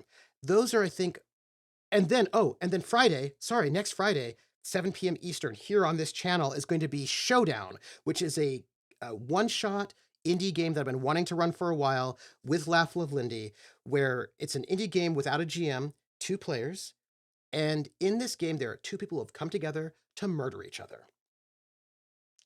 A duel to the death, a showdown. People are gonna die, and the way it works is that if you succeed in your actions, you get to harm the other person. But the person who gets harmed gets to then define exactly why we are having our showdown in the first place, right? So there's like, So I think it'll be really exciting. I've got some, I've already made the assets. I just have to get them all set up. I'm really excited for it. I'm excited for you to see it. It's been something I've been wanting to do for ages and ages and ages. And now finally next Friday, we will have this showdown. And then I'll be off for a week while I'm in a cabin in the woods. And then I'll be back for Crash Jones and the new adventure of Crash Jones. So that is everything. Thank you so much. Let me just check to see if we had any tips or bits that I should read out. And also, let me see. Stream Elements, how are you doing? No, so we are good. All right. Thank you, everybody. Thank you for being here. Thank you for being a friend. And I was just about to be irresponsible and leave without raiding someone. We're going to raid somebody. And then we're going to go. I do see the sub. All 4 seasons, big crossover event is what we're going to do. We're going to do a huge crossover event. I'm very excited for it. And I need to buy props. You know what I mean? I've got some things I got to do. So we got 2 subs, if I recall correctly. And those subs are 3 subs. We have 3 subs from Lone Coup, Trax, and also PB Plays Inside. And I'm going to go and just sing those subs right now before we go on our raid. And so, as a thank you, because I do want to thank everybody who subs. It is really helpful. I try to use the sub money. Theoretically, I use the sub money to, pay for the costs of running the channel. But honestly, I usually pay casts with it. Casts. I usually pay the cast with it. It usually honestly just usually goes into the cast funds, to be fair. That tends to be what I do with it. But nonetheless, I appreciate you. And I appreciate you being members here, and I appreciate you helping out and making this doable and possible. And I especially appreciate people giving me an excuse to sing. And so, the name game. Come on, everybody. I said, now let's play a game. I bet you I can make a rhyme out of anybody's name. The first letter of the name. I treat it like it wasn't there. and then a B on F. On M will appear. And then I say bo at a B, then I say the name, then banana, fanner, and foe. Then I say the name again with an F, very plain. Then a fee, fi, and a mo. Then I say the name again with an M this time, and there isn't any name that I can't rhyme. Lone coup, bone coup, banana, fana, for phone coup, fee, fi, mo, moan coup. Lone coup. Praxagorismophoria. Praxagorismophoria, Baxamgorismophoria, Fee, Phi, Fo, Faxagorismophoria. No, banana, fana, Fo, Faxagorismophoria, Fee, Phi, Mo, Maxagorismophoria, Praxagorismophoria. PB plays inside. PB plays inside, PB plays inside, Bo, BB plays inside, banana, fana, Fo, Phoebe plays inside, Fee, Phi, Mo, MB plays inside. PB plays inside. Valtiel. Baltiel, banana, fana, Fo, Faltiel, Fee, Phi, Mo, Maltiel. Valtiel. The name game. Thank you for that. That is so lovely. So, we're going to raid somebody because here's why I'm going to raid somebody. People have said, I'm just telling you this. People have said that Twitch is no longer what it used to be because back in the day, people would raid each other. And of course, what is the purpose of raiding? The purpose of raiding is to share your community with other people, to be communal, right? To be part of a community, a larger community, not just yourself. And people say, oh, no one does that anymore. It's like, I do. And I still care about those things. So we're going to raid someone and give some love to them. And don't forget our raid command, give them some love. And we'll actually go live with the raid once we get out of our credits, because I want to share the credits with everybody, including our sponsor, Willem TW. Thank you so much. And let's see who's up and at 'em that we might be able to go and raid in a really good way to be and make community. Let's see. We've got some werewolf. And also I'm thinking about like who's new, who's exciting, who have we not played with? Oh, Folk and Myth. Folk and Myth is up. And Folk and Myth, we have rated them once before, but there are a bunch of professors, academics up there. And who doesn't like a bunch of academics and professors? I like them very much. So I think we should maybe raid them. Yeah, let's do it. We're going to raid them. They're playing werewolf, and we do like some World of Darkness in our space. So that's what we're going to do. Thank you, everybody. Thank you very much. Get ready for the raid once we get out of credits. And I appreciate you all, and I will catch you all on the flip side. Bye, everybody.